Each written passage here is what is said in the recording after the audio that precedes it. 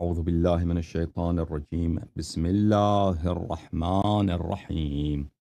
الحمد لله غير مقنوت من رحمته، ولا مخلو من نعمته، ولا مأيوس من مغفرته، ولا مستنكف عن عبادته، الذي لا تبرح منه رحمة ولا تفقد له نعمة. الحمد لله كلما وقب ليل وغسق، والحمد لله كلما لاح نجم وخفق، والحمد لله غير مفقود الإنعام ولا مكافئ الإفضال. ثم شرائف صلواته ونوامي بركاته على عبده ورسوله الخاتم لما سبق، والفاتح لمن غلق، والمعلن الحق بالحق، الدافع جيشات الأباطيل، والدامغ صولات الأضاليل، العبد المؤيد والمنصور المسدد، المصطفى الأمجد المحمود الأحمد، سيدنا ونبينا أبي القاسم المصطفى محمد، الذي بلغ الرسالة صادعا بها، وحمل على المحجة دالا عليها، وعلى أهل بيته الطيبين الطاهرين الذين أذهب الله عنهم الرجس وطهرهم تطهيرا، ولا سيما بقية الله في الأرضين وحجته في العالمين، روح وأرواح العالمين لتراب مقدمه فداء، واللعن الدائم على أعدائهم وغاصبي حقوقهم وجاحدي مناقبهم ومنكري فضائلهم من الآن إلى أبد الآبدين. أعوذ بالله من الشيطان الرجيم.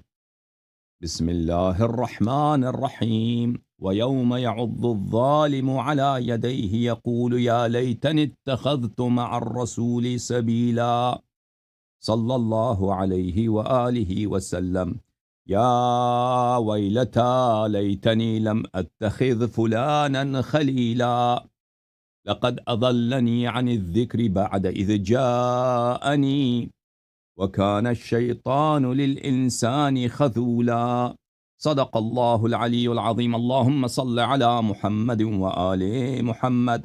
اللهم كن لوليك الحجة ابن الحسن صلواتك عليه وعلى آبائه في هذه الساعة وفي كل ساعة وليا وحافظا وقائدا وناصرا ودليلا وعينا، حتى تسكنه أرضك طوعا وتمتعه فيها طويلا. اللهم صل على محمد وآل محمد وعجل فرجهم الشريف. سلام على آل ياسين. السلام عليك يا داعي الله ورباني آياته. السلام عليك يا باب الله وديان دينه. السلام عليك يا خليفة الله وناصر حقه ورحمة الله وبركاته. سيدي يا أيها العزيز، مسنا وأهلنا الضر وجئنا ببضاعة مزجاة، فأوف لنا الكيل وتصدق علينا، إن الله يجزي المتصدقين. اللهم صل على محمد وآل محمد وعجل فرجهم الشريف. القول مني في جميع الأشياء قول آل محمد عليهم السلام، فيما أسروا وما أعلنوا، وفيما بلغني عنهم وفيما لم يبلغني عنهم، صلوات الله عليهم أجمعين. اللهم صل على محمد وآل محمد وعجل فرجهم الشريف. محترم ناظرین، سلام علیکم، عید مبارک انشاءاللہ۔ ہر سال اللہ تعالیٰ آپ کو عافیت، ایمان، تقوی، عمل صالح اور آل محمد علیہم السلام کی خوشیوں میں خوشی اور ان کی نصرت کرنے کی توفیق، اور ان کے غموں میں ان سے غم شریکی کرنے کی توفیق عنایت فرمائے۔ پروردگار عالم ہماری گناہوں کو معاف کرے اور ہمارے اموات اور ہمارے اولاد کی گناہوں کی بہت بخشش فرمائے، اور شفاعت اہل بیت اطہار علیہم السلام، بالخصوص شفاعت صدیقی طاہرہ ام ابیہا فاطمۃ الزہرا سلام اللہ علیہا، اور ان کے بابا حضرت خاتم الانبیاء صلی اللہ علیہ وآلہ وسلم، اور ان کے شوہر حضرت سید المسلمین امیر المؤمنین علیہ السلام، اور ان کے فرزندان معصومین امام حسن مجتبی علیہ السلام، امام حسین علیہ السلام سے لے کر حضرت امام مہدی دوران شریک القرآن خلیفۃ الرحمن صلوات اللہ علیہ تک کی شفاعت اور ان کی رضا اور ان کی پناہ اور ان کی دعائے خیر اور ان کی نصرت اور ان کی دستگیری ہر لحظہ ہر آن ہمارے اموات کے نصیب، ہمارے نصیب، ہمارے اولاد کے نصیب متواتراً مکرراً ہمیشہ فرمائے، اور پروردگار عالم ہمیں ان کی در سے، ان کی دامن سے اور ان کی ولایت سے ایک لمحے کے لیے بھی دور نہ فرمائے۔ اللہم صلی علی محمد وآل محمد۔ پروردگار عالم ہمارے بچوں کو، ہماری نئی نسل کو تا روز قیامت انشاءاللہ اہل بیت علیہم السلام کے شہدائی، اہل بیت علیہم السلام کے مخلص، مطیع اور فرمان بردار قرار دے۔ اللہم صلی علی محمد وآل محمد وعجل فرجہم الشریف۔ یا اللہ یا اللہ یا اللہ یا ارحم الراحمین یا ارحم الراحمین یا ارحم الراحمین، یا محمود بحق محمد ویا عالی بحق علی ویا فاطر السماوات والارضین بحق فاطمة الزہراء ویا محسن بحق الحسن ویا قدیم الاحسان بحق الحسین، نسألک ونقسمک صل علی محمد وآل محمد وعجل لولیک الفرج۔ اللہم عجل لولیک الفرج، اللہم عجل لولیک الفرج، اللہم عجل لولیک الفرج، اللہم عجل لولیک الفرج، اللہم صل علی محمد وآل محمد وعجل فرجہم الشریف۔ محترم ناظرین، مناسبت آپ کو معلوم ہی ہے، آج اس مناسبت کی جو اہل بیت علیہم السلام کی حدیث پاک میں کہا گیا ہے غدیر ثانی، اور کہا گیا ہے یوم نزع السواد، وہ دن جب عزادار سیاہ کپڑا وہ اتارتے ہیں۔ تو اس مناسبت سے اس فرد کے متعلق ہم آپ کی خدمت میں کچھ حقائق پیش کریں گے اپنے محترم بھائیوں کے کتب سے، اور انشاءاللہ تبارک و تعالی یہ کسی کی دل آزاری کے لیے نہیں ہے، بلکہ یہ معرفت کے لیے ہے۔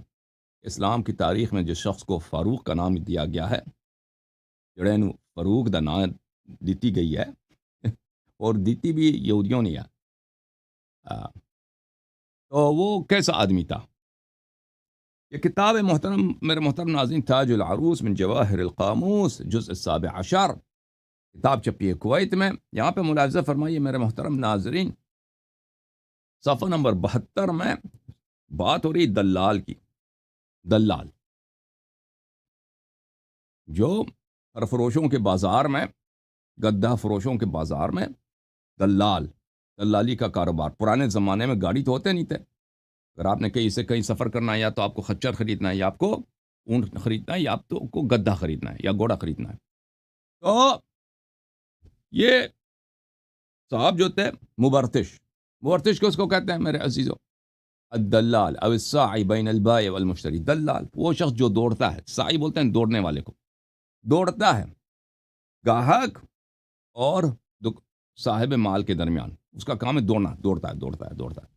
اور پرانے زمانوں میں عربوں میں یہ ہوتا تھا، مثلا وہ نیگوشیشن ہوتی تھی نا، وہ کہتا ہے میرے دلال سے کہتے تھے کہ دلال ہے مجھے گدہ چاہیے، اچھا میں جانتا ہوں گدے کتنی قیمت کی چاہیے، بھائی کہتا ہے 100 روپے کی۔ وہ آ کے بیچنے والے سے کہتا ہے کہ بھائی جو صاحب مال ہے، ایک آدمی ہے گدہ لے رہا ہے، 100 روپے کا مانگ رہا ہے، وہ کہتا ہے نہیں یہ 150 کا ہے، پھر آ کے اس کو دوڑ کے واپس چلے جاؤ بھائی اس کے پاس، گاہک کے پاس، کہ بھائی وہ تو کہتا ہے 150 کہہ رہا ہے، پھر وہ کہتا ہے نہیں بیوقوف تو کتنا جھوٹا آدمی ہے، اس کو دلال کو ایک دو گالی دے دو، میں 110 سے زیادہ نہیں دوں گا۔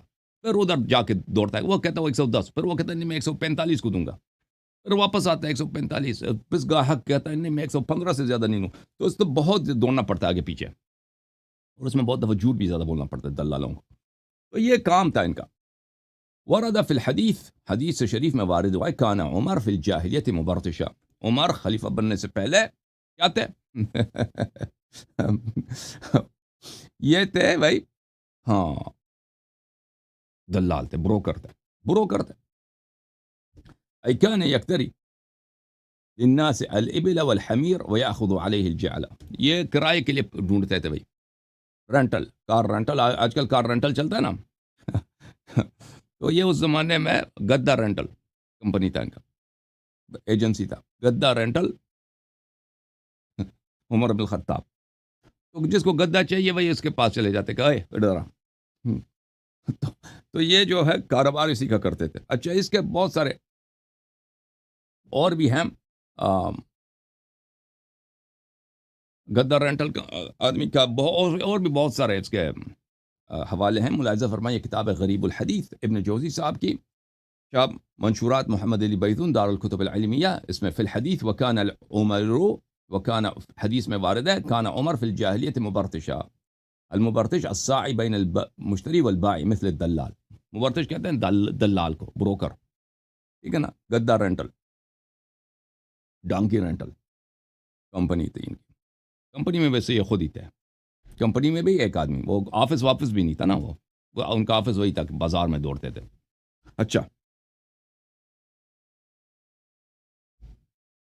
یہ کتاب ہے الغریبین فی القرآن والحدیث، تالیف العلامہ ابو عبید احمد ابن محمد الہروی الازہری، متوفى سنہ 401، شاب مکہ المکرمہ الریاض، سنہ 1999 میں کتاب چھپی ہے۔ اس کتاب میں ملاحظہ فرمائیے صفحہ نمبر 170 میں، برتشا فی الحدیث کان عمر فی الجاہلیت مبرتشا، مبرتش کس کو کہتے ہیں؟ دلال کو کہتے ہیں، آدمی تئی دلال بھائی، ایک دفعہ دلال فور ایور دلال۔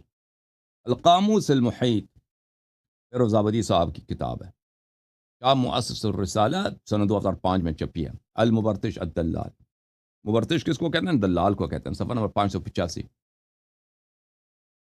وکان عمر فی الجاہلیت مبرتشا، عمر صاحب جاہلیت میں کیا تھے؟ یہ کاروبار، بڑے کاروباری تھے، بڑے قوم کے سردار تھے جی۔ ایسے سردار کو آپ نے دیکھا زندگی میں؟ قریش کے سردار کو او بھائی، آپ نے دیکھا کسی ایم این اے کو؟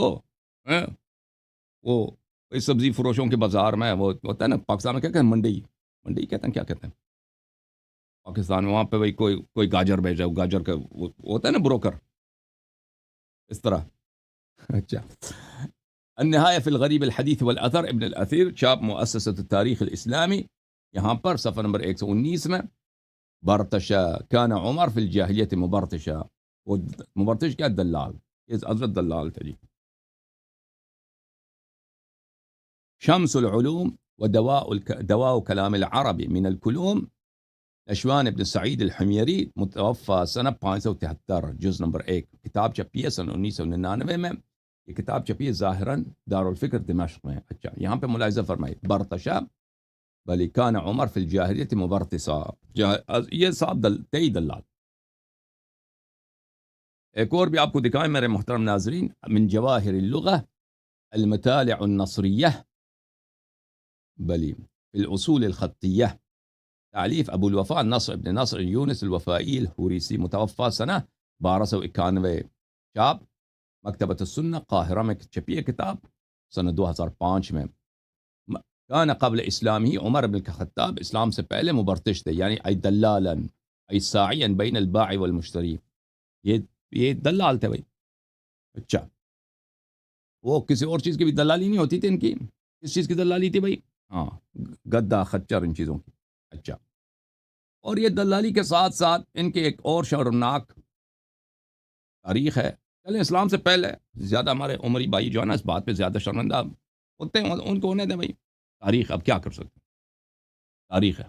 ایک ہے نبی کریم صلی اللہ علیہ وآلہ وسلم، ایک ہے امیر المؤمنین علیہ الصلاۃ والسلام، اہل بیت اطہار، ٹھیک ہے نا، اور دوسرے ہیں دلال وغیرہ۔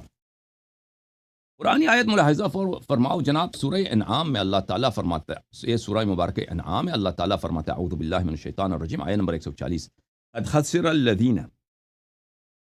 خسر الذین قتلوا اولادہم سفہا بغیر علم، جنہوں نے اپنی اولاد کو جہالت سے، نادانی سے انہوں نے قتل کیا ہے، وہ بڑے خسارے میں ہیں، بڑے ظالم ہیں، بڑے خسارے میں ہیں۔ وحرموا ما رزقهم اللہ افتراء علی اللہ، انہوں نے اپنی اولاد کو رزق سے، زندگی سے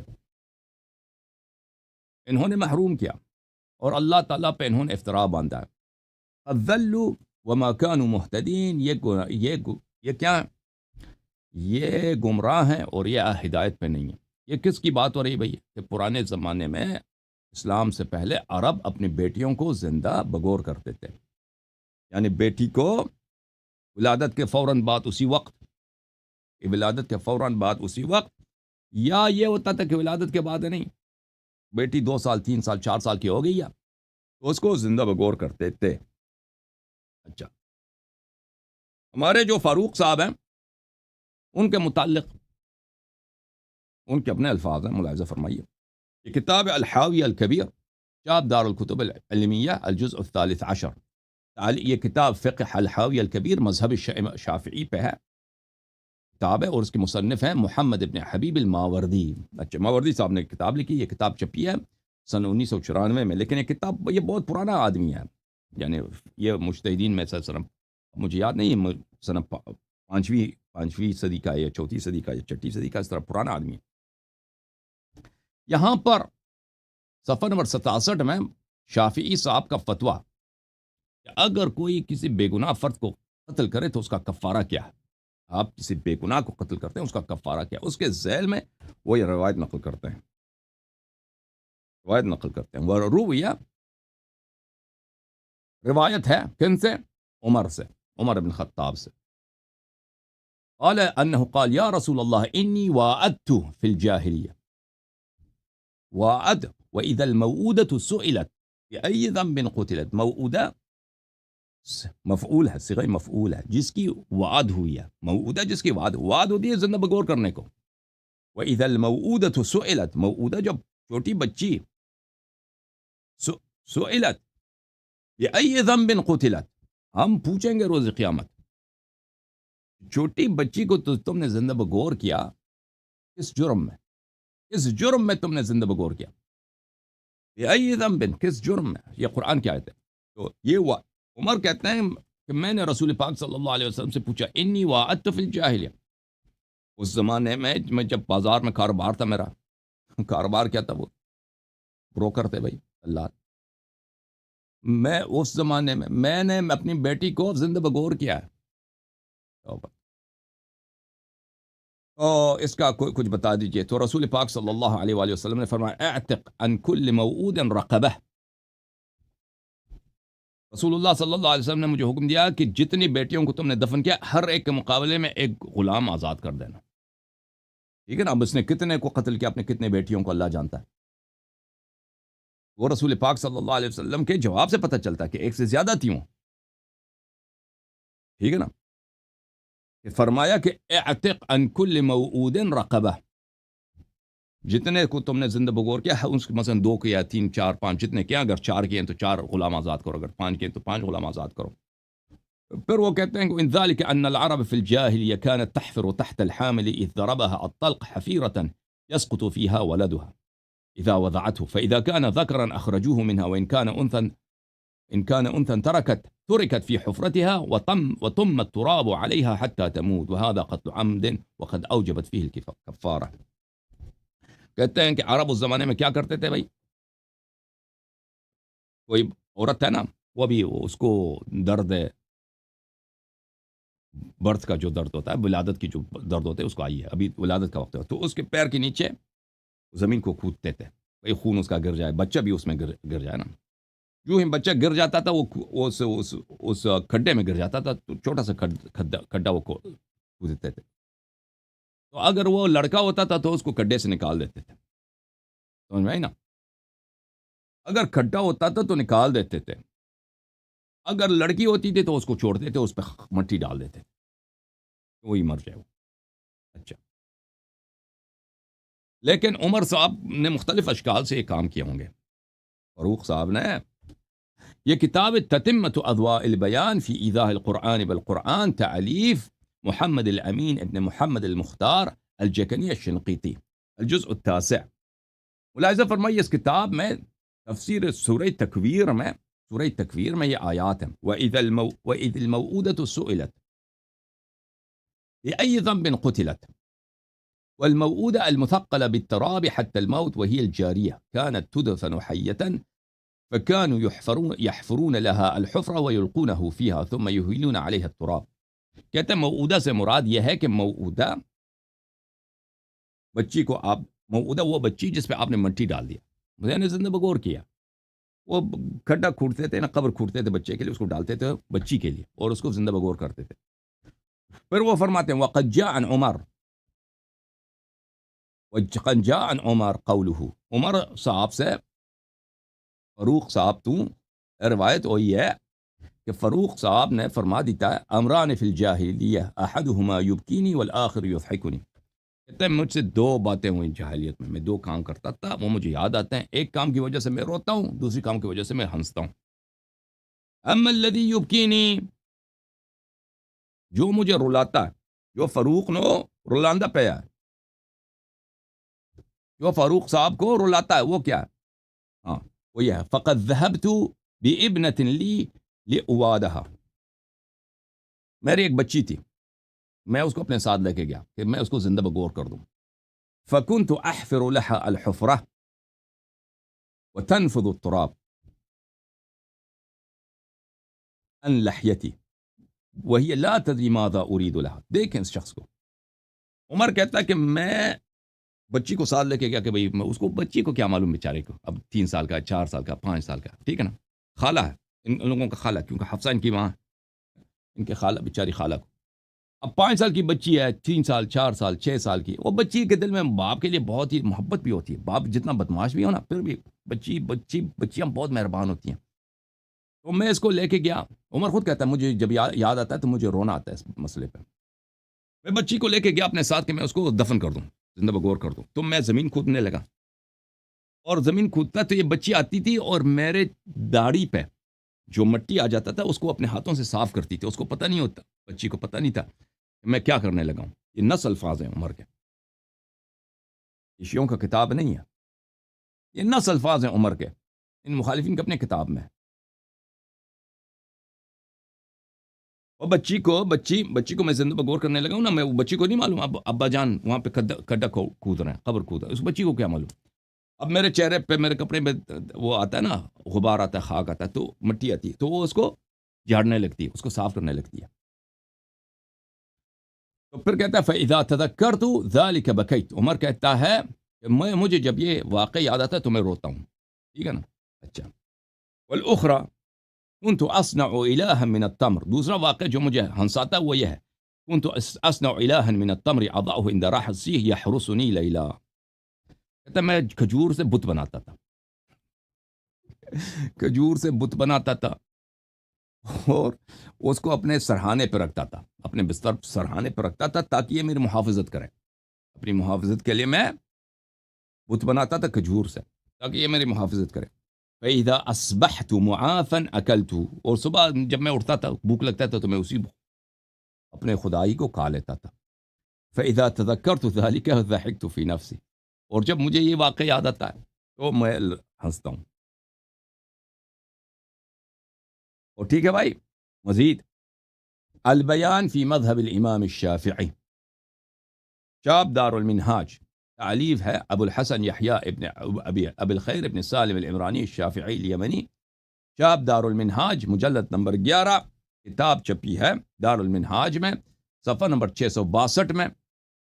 ایک روایت کرتے ہیں واثلہ ابن اسقا سے، ایک صحابی، پھر اسی سے روایت کرتے ہیں وروا، اس نے یہ بھی روایت کی واثلہ ابن اسقا نے کہ عمر نے، ان عمر، فاروق صاحب نے، قال یا رسول اللہ صلی اللہ علیہ وآلہ انی واعدت فی الجاہلیہ، میں نے جاہلیت میں بچیوں کو زندہ بغور کیا ہے، میں نے بچیوں کو، بیٹیوں کو زندہ بغور کیا ہے. ایک واقعہ تو وہی تھا نا، اس پہ جو اتنا دل خراش واقعہ ہے کہ اس کو خود رونا ہے، کہتا ہے مجھے خود رونا آتا تھا. وقال النبی صلی اللہ علیہ وآلہ اعتق بكل موعودة رقبہ، رسول اللہ صلی اللہ علیہ وسلم نے فرمایا کہ جتنی بچیوں کو تو نے زندہ بغور کیا، اس ہر ایک کے لیے تو ایک بندہ آزاد کر، ایک غلام آزاد کر. پھر صفحہ نمبر 626 میں پھر اسی روایت کو لے کے آتا ہے اور کہتا ہے وَهَذَا نَصٌ، یعنی عمر یا رسول اللہ صلی اللہ علیہ وآلہ انی وعدت فی الجاہلیہ وَهَذَا نَصٌ فی ایجاب الکفارۃ علی الکافر، کہتا ہے یہ ہماری دلیل ہے کہ کافر پہ بھی نہ کفارہ واجب ہوتا ہے، کیونکہ عمر نے جب یہ کیا تھا تو وہ کافر تھا۔ كتاب كفاية النبيه شرح التنبيه في الفقه الإمام الشافعي، تعليف أبو العباس نجم الدين أحمد ابن أبي رفعة، متوفى سنة 710۔ اچھا، جزء السادس عشر، کتاب چھپی ہے کہاں پر؟ دارالکتب العلمیہ بیروت میں، سنہ 2009 میں۔ ٹھیک ہے بھائی، اور بھائی یہ کتاب میں دکھا رہا ہوں آپ کو، نہیں، مخالفین کی اپنی کتابیں۔ صفحہ نمبر 248، عمر صاحب نے کہا، روایت ہے کہ عمر صاحب نے، یا رسول اللہ انی وعدت فی الجاہلیہ قال اعتق عن کل موعود برقبہ۔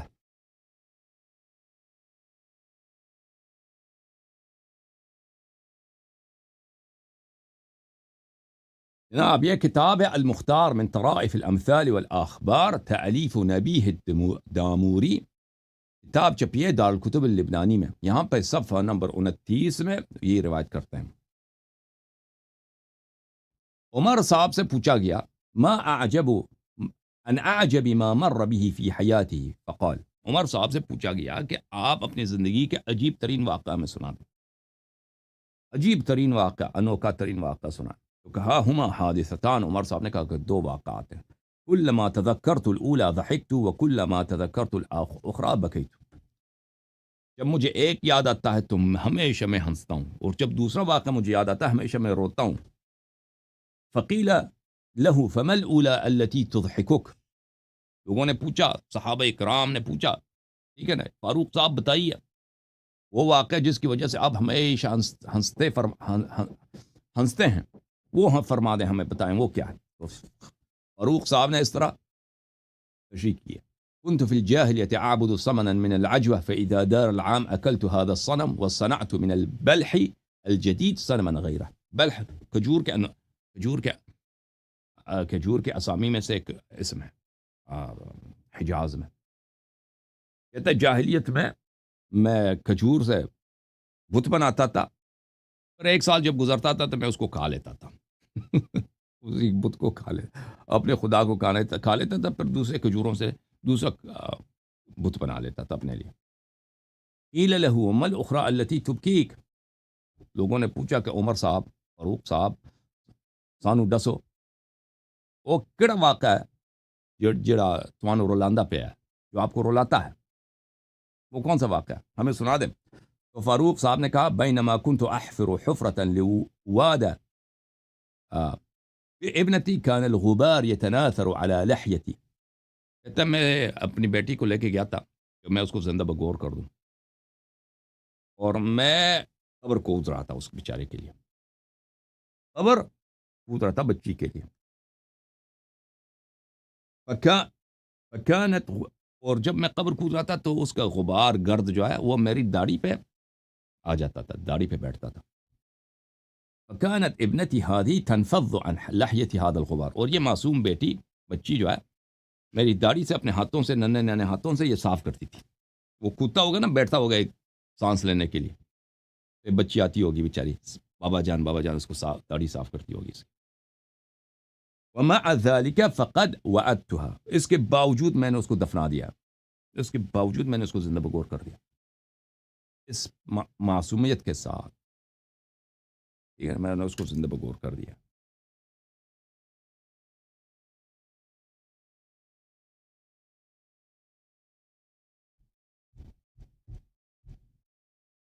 یہ کتاب الموسوعة الفقہیۃ المقارنہ کا نام ہے التجرید، تعلیف ہے ابو الحسین احمد ابن محمد ابن جعفر البغدادی القدوری، متوفہ ہے یہ سنہ 428، یعنی 1000 سال سے پہلے ہجری کو، چھاپ دارالسلام۔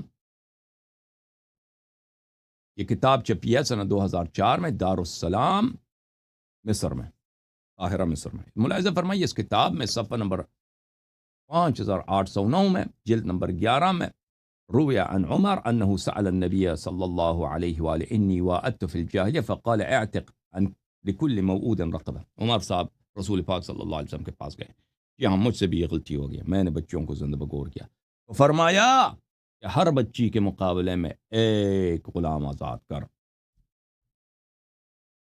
النجم الوهاج في شرح المنهاج تأليف أبو البقاء محمد بن موسى الدمیری، متوفى سنہ 808، چاپ دار المنہاج، یہ جلد نمبر 8 ہے اس کتاب کی، کتاب چھپی ہے سنہ 2004 میں، اس میں بھی یہی ہے۔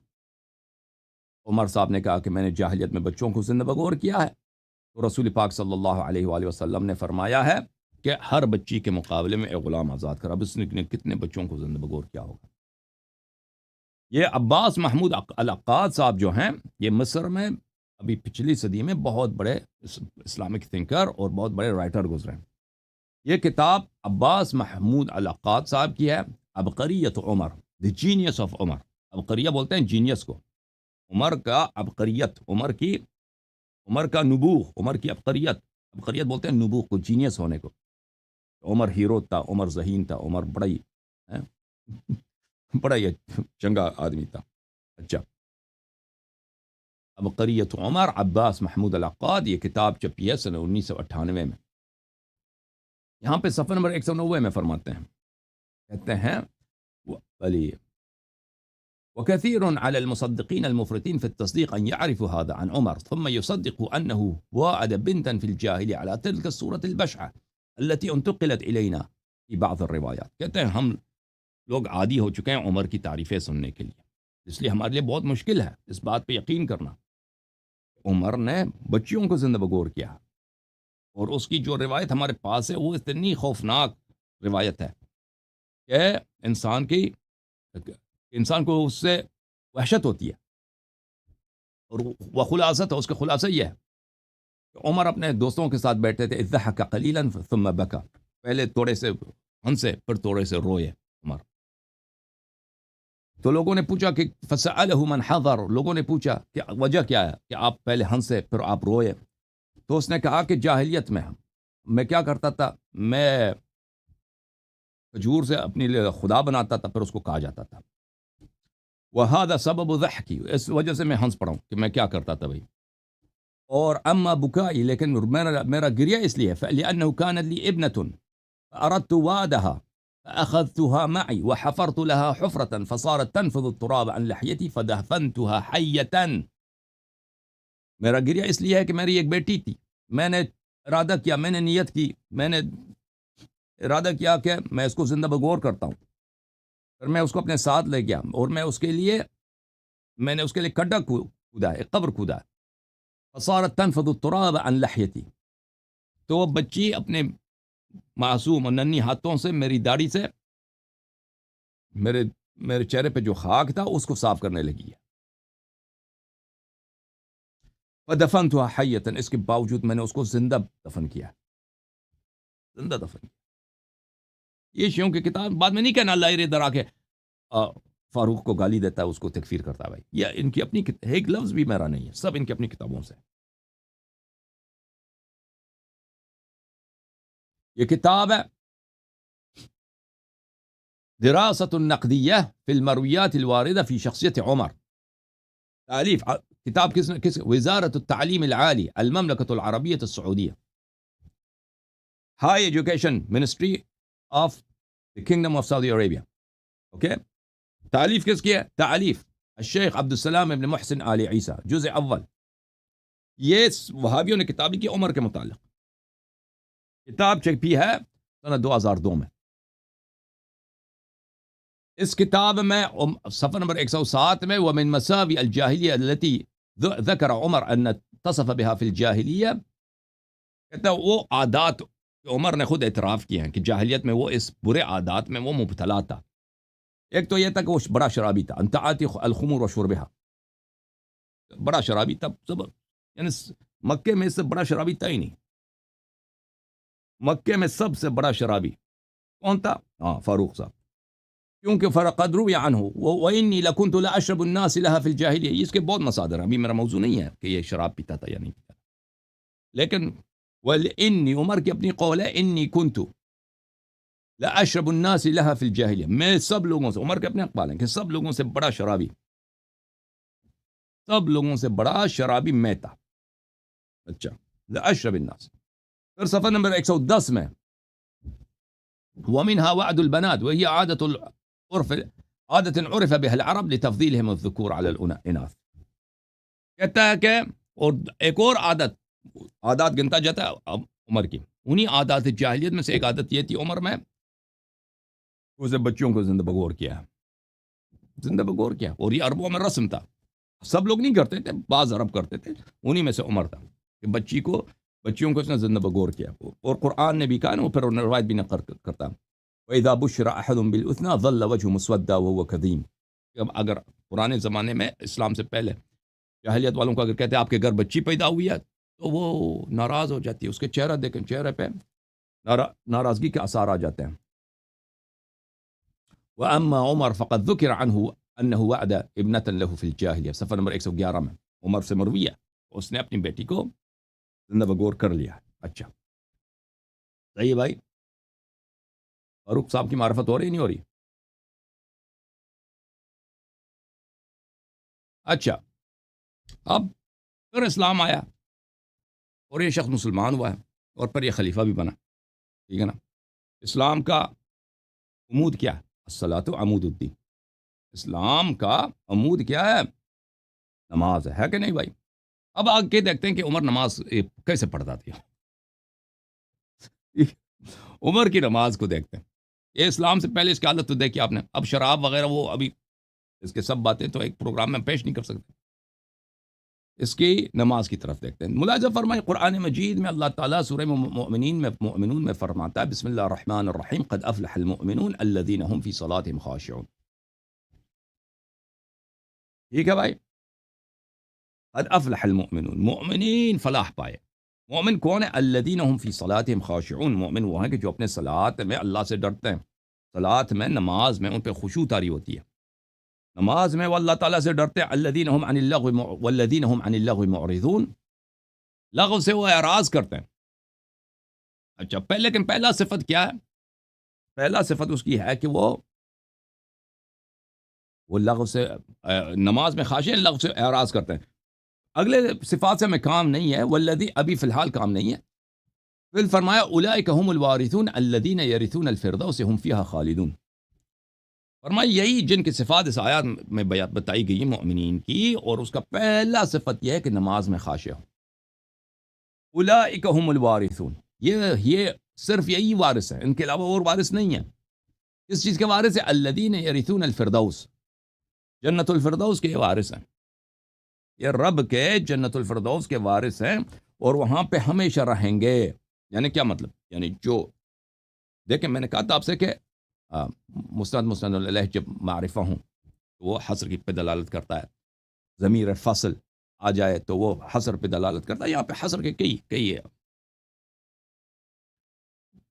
اسباب ہیں یہاں پر کہ جنت یہی جائیں گے, ان کے علاوہ دوسرے جنت نہیں جائیں گے. اس آیت کا مطلب یہ ہے. اچھا پھر سورہ مبارکہ ماعون میں اللہ تعالیٰ فرماتا ہے ارائیت الذی یکذب بالدین. کیا تو اس شخص کو جانتا ہے تو جھوٹا مسلمان ہے, وہ ہر حقیقت دین کو جھٹلاتا ہے, اللہ کو جھٹلاتا ہے, نبی صلی اللہ علیہ وسلم کو جھٹلاتا ہے.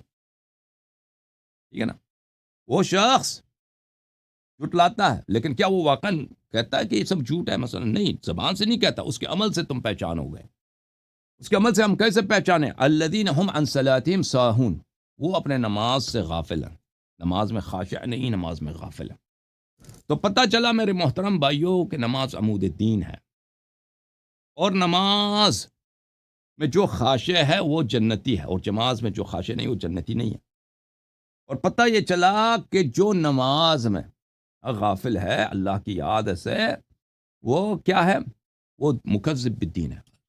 نہ نبی پہ اس کا ایمان ہے, نہ اللہ پہ بھی ایمان ہے. مکذب بالدین کافر ہوتا ہے, جو دین کو جھٹلاتا ہے. وہ مسلمان ہے یا کافر؟ کافر.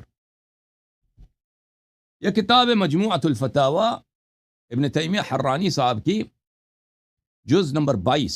اس کتاب میں وہ انہی آیات کو جو میں نے ابھی آپ کو دکھایا سورہ مؤمنون سے, وَيَدُلُّ عَلَى وُجُوبِ الْخُشُوعِ قَوْلُهُ تَعَالَى قد افلح المؤمنون الذين هم في صلاتهم خاشعون. کہتا ہے یہ نماز کے خشوع کی دلیل ہے کہ نماز میں خشوع واجب ہے. پھر وہ کہتا ہے اولئک هم الوارثون الذين يرثون الفردوس هم فيها خالدون ان هؤلاء الذين يرثون الفردوس وذلك يقتضي انه لا يرثها غيرهم. کہتا ہے اس آیت کا مطلب یہی ہے کہ خاشعین جنت کے وارث ہیں، جو خاشع نہیں ہیں وہ جنت کے وارث نہیں ہیں۔ پھر عجیب وہ ایک عمر سے روایت نقل بھی کرتا ہے، دیکھو یہ آپ بھولے نہیں، یہ روایت بڑا اہم ہے۔ وَمِنْهُ حدیث عمر سے روایت ہے، حیث رأى رجلا يعبث في صلاته، اس نے دیکھا کہ ایک شخص ہے اپنے نماز میں وہ فضول کام کرتا ہے، یا عبث یعنی لغو کام کرتا ہے اپنے نماز میں۔ عبث یعنی کوئی چیز جو لغو ہے، جو چیز جو بے فائدہ ہے، جس سے نماز کا کوئی تعلق ہی نہیں ہے، وہ کر رہا ہے۔ فقال عمر نے کہا لو خشع قلب هذا لخشعت جوارحه، اگر اس کا قلب خاشع ہوتا تو اس کے ہاتھ پیر بھی خاشع ہوتے، اس کے اعضاء بھی خاشع ہوتے، قلب اس کا دل خاشع نہیں، اس کے دل میں اللہ کا خوف نہیں، اس لیے نماز کی حالت میں دیکھیں یہ حرکات کر رہا ہے، ٹھیک ہے نا؟ یہ کس کا ہے؟ یہ عمر کے اپنے الفاظ ہیں۔ کس نے نقل کیا؟ ابن تیمیہ نے نقل کیا، ٹھیک ہے نا؟ اب میں کچھ آگے جا کے آپ کو دکھا دوں گا کہ عمر اپنے کس عضو سے کھیلتا تھا نماز میں۔ او بھائی، آپ نے دیکھا ہے کسی مولوی کو نماز جماعت کراتے ہوئے اس کا ہاتھ اس کے ناڑے میں ہو، ناڑے کا نیچے ہو؟ اب کیا کہیں گے اس مولوی کو؟ اس مولوی کو کیا کہیں گے آپ لوگ؟ ہاں، کہیں گے یہ نماز پڑھ رہا ہے۔ او بھائی، اب وہ آ جائے گا، لیکن یہ حدیث یاد رکھیے آپ۔ اچھا،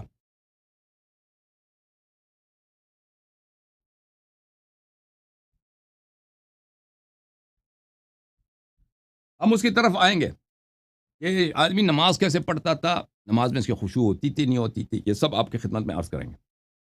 سب سے پہلے آپ کی خدمت میں عرض کروں صحیح بخاری کی روایت، یہ بخاری ہے، شہاب دار احیاء التراث العربی، سنہ 2001 میں چھپی ہے۔ ملاحظہ فرمائیں یہاں پر یہ کتاب الاذان ہے، کتاب الاذان، باب وجوب القراءة للامام والمعموم في الصلوات كلها في الحضر والسفر، کہتا ہے امام معموم دونوں کے لیے سورہ فاتحہ اور سورہ کی تلاوت کرنا واجب ہے۔ ہمارے ہاں معموم پہ واجب نہیں ہے، معموم پہ واجب ہے کہ وہ سن لے، ٹھیک ہے نا، جب وہ نماز پڑھ رہا ہے، ان کے ہاں واجب ہے۔ اور اچھا، پھر وہ روایت کرتے ہیں، یہ شیعہ نے بھی روایت کی ہے، لا صلاۃ، رسول پاک صلی اللہ علیہ وسلم سے روایت ہے، لا صلاۃ لمن لم یقرأ بفاتحۃ الکتاب، جس نے نماز میں سورہ فاتحہ نہیں پڑھی اس کی نماز ہی نہیں ہے، یعنی ہر حالت میں نماز میں سورہ فاتحہ واجب ہے، جس نے سورہ فاتحہ نہیں پڑھی اس کی نماز ہی نہیں ہے بھائی، ٹھیک ہے نا؟ یہ کون سی کتاب؟ بخاری۔ اب آتے ہیں مسلم کی طرف، یہ کتاب مسلم، چاپ دار الفکر، ملاحظہ فرمائیے، وجوب قراءة الفاتحة في كل رکعہ، ہر رکعت میں فاتحۃ الکتاب واجب ہے۔ لا صلاۃ لمن لم يقرأ بفاتحۃ الکتاب، نبی صلی اللہ علیہ وسلم نے فرمایا کہ جس نے نماز میں سورہ فاتحہ نہیں پڑھی اس کی نماز ہی نہیں ہے۔ اب یاد آیا آپ کو بھائی؟ صحیح ہے نا؟ اور میں صحیح دسیا نہیں دسیا؟ اسی کی کہندے ہو۔ یہ کتاب المصنف فی الاحادیث والآثار، جلد نمبر 2، اور یہ عبد الرزاق صنعانی کیا نا، عبد الرزاق وہ بخاری، مسلم، احمد بن حنبل، یہ سب اس سے روایت کرتے ہیں، اور نہایت ثقہ۔ جزء ثانی چاپ ہے مجلس علمی کے سن 1970 میں، صفحہ نمبر 123 میں، ملاحظہ فرمائیے۔ اب عمر کے حرکات آپ دیکھیں نماز میں، یہ نماز پڑھتا کس طرح تھا یہ آدمی؟ ایک روایت دو روایت نہیں، کئی روایت میں آپ کو دکھاؤں گا، ٹھیک ہے نا؟ خلیفہ صاحب، اگر یہی حرکات آپ کسی محلے کے مولوی سے دیکھیں گے، کیا اس کو وہاں پہ لوگ اس کو امام جماعت رکھیں گے یا نہیں رکھیں گے؟ ٹھیک ہے نا؟ یا اس کو وہاں سے بگا دیں گے؟ اب آپ اس کو، میں روایت کو پڑھتا ہوں، آپ لوگ خود سوچئے۔ یہ اس کے سب رجال ثقات، اس کے صحت بھی ثابت کر دیں گے۔ عبداللہ ابن حنظلہ روایت کرتے ہیں، ابو ہریرہ کے ساتھ بیٹھے تھے، انہوں نے عبداللہ ابن حنظلہ نے کہا صلیت خلف عمر بن خطاب المغرب، میں عمر بن خطاب کے پیچھے نماز مغرب پڑھ رہا تھا، فلم یقرأ فی الرکعۃ الاولی بشیء، پہلے رکعت میں اس نے کچھ پڑھا ہی نہیں ہے، نہ فاتحہ نہ سورہ، کچھ بھی نہیں، اللہ اکبر، رکوع، کچھ بھی نہیں پڑھا اس نے۔ آپ نے ایسے نماز دیکھا ہے زندگی میں بھائی؟ اور بھائی یہ کیسی نماز ہے؟ مجھے سمجھ نہیں آتا بھائی. اب یہ کیسے کیوں اس طرح کرتا تھا؟ وہ بھی وجہ بھی آئے گا نا آپ کو. ثم قرأ في الثانية بأم القرآن مرتين وسورتين. اور دوسرے رکعت میں اس نے 2 فاتحہ پڑھی، 2 سورتیں پڑھی. پہلے رکعت میں کچھ نہیں پڑھا، دوسرے رکعت میں 2 سورتیں پڑھی ہیں اور 2 فاتحہ پڑھی ہیں. ثم سجد سجدتين قبل التسلیم. پھر اس سلام دینے سے پہلے اس نے 2 سجدے بھی کیے، سجدے صاحب. اچھا چلیں کہ کہتے ہیں وہ بھول گیا تھا. پہلے یہ ایسا بھولنا یعنی مشکل ہوتا ہے کہ انسان بھول جائے اس طرح. چلے کہتے ہیں بھول گیا تھا. اور پھر کہتے ہیں چلیں اس نے کوئی نبی صلی اللہ علیہ وسلم سے اس طرح کوئی حدیث سنی ہوگی کہ جو فاتحہ اور سورہ کو بھول جاتا ہے پھر اس کا طریقہ کار وہی ہے جو عمر نے کیا. اچھا اگلا حدیث دیکھیں. عبد الرزاق روایت کرتے ہیں کہ ان عمر بن الخطاب، یہ سب روایت صحیح ہیں، ان عمر الخطاب صلى العشاء الآخرة بالجابية فلم يقرأ فيها حتى فرغ فلما فرغ فأطاف به عبد الرحمن بن عوف وتنحنى له حتى سمع عمر بن الخطاب حسه وعلم أنه ذو حاجة. عمر بن الخطاب نے ہمیں نماز مغرب پڑھایا جابیہ میں شام کے راستے میں. اچھا جب اس نے نماز میں نہ سورہ کچھ بھی نہیں پڑھی، اس نے سب چھوڑ دی اس نے. نماز جب ختم ہوا تو عبد الرحمن ابن عوف بڑا پریشان، وہ کہتا عمر کے پیچھے پاس جاتا. تو عمر کو پتہ چل گیا کہ اس کو کوئی کام ہے. پوچھا کہ کون ہے بھائی؟ اس نے کہا عبد الرحمن ابن عوف ہوں. اس نے کہا تجھے کام ہے؟ کہا جی ہاں. کہتا ہے آ جاؤ. وہ چلا گیا عمر کے پاس، وہ اپنے خیمے میں گیا ہوگا. أرأيت ما صنعت آنفا أحده إليك رسول الله صلى الله عليه وآله أم رأيته يصنع؟ قال ما هو؟ قال لم تقرأ في العشاء. اس نے کہا کہ ابھی آپ نے جو حرکت کی ہے نماز میں یہ کیا پیغمبر کی سنت ہے؟ یا پیغمبر صلی اللہ علیہ وسلم نے آپ کو کوئی خاص حکم نماز سکھایا جو ہمیں نہیں سکھایا بھائی؟ کہتا میں نے کیا حرکت کی ہے؟ کہتا ہے تو نے کیا نماز عشاء میں تو نے کوئی سورہ پڑھا ہی نہیں، نہ فاتحہ نہ سورہ، کچھ بھی نہیں پڑھا بھائی تو یہ کون سی نماز ہے؟ وہ کہتا ہے او فعلت، میں نے یہی کیا. کہتا ہاں جی ہاں آپ نے یہی کیا، نماز پڑھی ہے، نہ فاتحہ نہ سورہ نہ کچھ بھی نہیں، ایسے ہی اللہ اکبر سبحان ربی العظیم. یہ کیا چکر، یہ کون سی نماز ہے بھائی؟ یہ تو نے پیغمبر نے آپ کو کوئی خاص نماز سکھائی ہے؟ کہتا میں نے یہ کیا. ہاں کہتا آپ نے بالکل یہ کیا. کہتا انی سہوت. اچھا یہ میں بھول گیا ہوں، میں بھول گیا تھا. اچھا کیوں بھول گئے تھے؟ جہزت عیرا من الشام حتی قدمت المدینہ. میں عیر بولتے ہیں قافلے کو، جو تجارت کا قافلہ ہوتا ہے نا، مسافروں کا قافلہ. میں نے ایک قافلے کو اس پہ مال کیا کیا ہے؟ سوار کیا مال. جہزت عیرا، میں نے ایک پورا قافلہ، یعنی یہ آدمی تھا دلال نا، وہ دلالی اس کے دلال خلیفہ بن گیا لیکن ابھی ہے ہی دلال. اس کے ذہن میں ابھی اون خچر وغیرہ کی سوچ ہے. یہ قافلہ شام سے اگر نکل جائے اس میں کتنے خچر ہونے چاہیے، کتنے گدے ہونے چاہیے، کتنا اونٹ ہونے چاہیے. پھر ان پہ خچر پہ ہمیں کیا کون سا سامان بہتر ہے، گدے پہ کیا رکھ دیں بہتر ہے، اونٹ پہ کیا رکھ دیں بہتر. تو کہتا ہے میں نے جب نماز پڑھتے ہوئے میرا ذہن اور مقام پہ تھا، میرا ذہن شام میں تھا. شام میں میں ایک قافلہ بنا رہا ہوں، قافلے میں حیوانوں کو، حیوان ہوتے ہیں خچر، وہ دلال آدمی جانوروں کو اچھی طرح جانتا بھی ہے، جو اس نے پورا زندگی اس کی دلالی میں گزری ہے. پھر میں نے اس کو قافلہ بنایا، قافلہ کو میں نے سامان لگا دیا، پھر قافلہ کو میں اس کو لے کے آیا ہوں. شام سے مدینے تک پہنچا دیا میں نماز میں. جب اس کی حالت یہ ہے تو لازمی بات ہے، تو میں کیسے آپ کو وہ سورہ وغیرہ بھول گیا تو بھول گئے بھائی. اچھا پھر کہتا قال من المؤذن، اس نے کہا مؤذن کون ہے؟ فاقام الصلاة ثم فصلى العشاء للناس. اس نے کہا دوبارہ اذان دے دو، ٹھیک ہے نا، دوبارہ اذان دے دو. اور مؤذن کو بلا، مؤذن آیا، دوبارہ سب کو بلا کہ چلو نماز باطل ہے، دوبارہ نماز پڑھاتے ہیں. فلما فرغ قال لا صلاة لمن لم يقرأ فيها ان الذي صنعت آنفا اني سهوت. ابھی کہتا ہے جو فاتحہ نہیں پڑھتا اس کی نماز نہیں ہوتی، اور جو میں نے ابھی کیا وہ خطا کیا. اور بھئی میں انی جہزت عیرا من الشام حتی قدمت المدینہ، میں نے ایک پورا قافلہ بنایا شام سے، اس کو مدینے تک میں نے پہنچا دیا. فقسمتها، پھر میں مدینے میں اس کا سامان بھی تقسیم کر دیا ٹھیک ہے نا. یہ نماز میں جو ہوتا ہے، نماز میں یہ اپنا وہ پرانا دلالی والا کاروبار اسی میں چلا جاتا تھا. قلت حمن تحدث هذا لا ادری غیر انی لم اخذ الا من ثقة. راوی کہتا ہے میں نے سب اس کے روایتیں سب ثقات سے نقل کیا. اچھا اگلا روایت، روایت نمبر 2773. زیاد بن عیاد اشعری کہتے ہیں صلی بنا عمر بن الخطاب علی العشاء فلم اسمع قراءته فيها.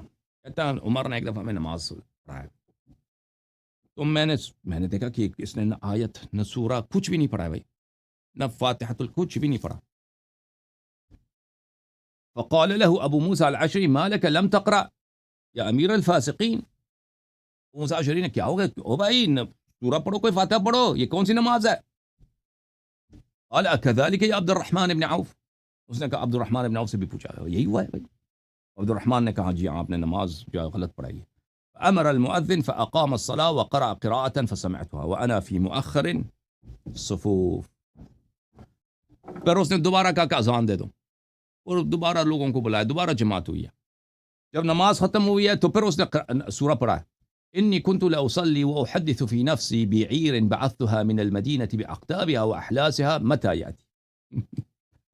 اس نے کہا کہ مجھ سے غلطی ہو گئی ہے، میں نے مدینے سے قافلے کو اپنی نماز میں بھیجا ہے، قافلہ بنایا، قافلہ مدینے سے بھیجا ہے، اور اس پہ میں نے جو ہے اس پہ میں نے دیکھیں وہ آدمی ہوتا ہے نا وہ دلال خچروں کا گدوں کا، کہ میں نے اس پہ زین کون سی رکھنی ہے. اب سیڈل بیگ ہوتا ہے نا، اردو انگلش میں سیڈل بیگ بولتے ہیں، اردو میں مجھے نہیں معلوم کیا کہتے ہیں. وہ خچر پہ، گدے پہ اور اونٹ پہ وہ ڈالتے ہیں اور اس میں سامان رکھتے ہیں، ٹھیک ہے، پرانے زمانوں. تو اس میں کون سے، اس پہ خچر پہ کون سے ہونے چاہیے، یہ سیڈل بیگز ہونے چاہیے. اس سیڈل بیگز میں کیا رکھ دوں، وہ سب میں اسی فکر میں تھا. اور پھر کمبل کیسے اس پہ رکھ دیں، یہ سب. وہ کمبل رکھتے تھے نا وہ خچروں پہ، وہ اب بھی رکھتے ہیں. اب اگر آپ گاؤں وغیرہ گئے ہوں تو آپ کو پتہ ہوگا. وَإِنَّهُ لَا صَلَاةَ إِلَّا بِقِرَاءَةٍ. کہتا ہے وہ عمر نے پھر فتویٰ دے دیا کہ نہیں، سورہ فاتحہ کے بغیر، قرآن کے بغیر نماز نہیں ہوتی. پھر اگلا روایت دیکھیں، شعبی روایت کرتے ہیں کہ عمر نے مغرب پڑھایا، اس میں اس نے کسی قسم کی قراءت وغیرہ نہیں کی. ثم فأمر المؤذن فعاد الأذان والإقامة ثم عاد الصلاة. پھر اس کے بعد اس کو پتہ چل گیا کہ میں نے نماز ہی غلط پڑھی ہے، نہ سورہ نہ فاتحہ کچھ بھی نہیں. پھر اس نے دوبارہ سب لوگوں کو دوبارہ نماز پڑھایا، اذان بھی دوبارہ دلوایا. حدیث نمبر 2755، اس میں یہ ہے کہ عمر نے نماز عشاء پڑھایا ہے، اور اس نے دادا کہتا ہے کہ میں نے کچھ نہیں سنا کہ وہ کوئی کچھ بھی پڑھا ہو، سورہ وغیرہ پڑھا ہو.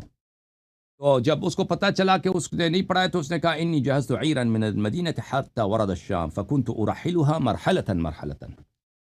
اس نے دوبارہ لوگوں کو نماز پڑھایا اور کہا ہے کہ بھائی میں نے تو ایک قافلہ بنایا تھا پھر ایک قافلہ بنایا میں نے قافلہ بنایا تھا تجارت کا، مدینے سے میں اس قافلے کے ساتھ تھا، منزل بمنزل میں قافلے کے ساتھ جا رہا تھا. خچر کہاں ہے، گدا کہاں ہے بھائی وہ بھائی دلال جو ہے خلیفہ بن گیا لیکن اب بھی دلال ہی ہے ٹھیک ہے نا، ہے کہ نہیں بھائی دلال.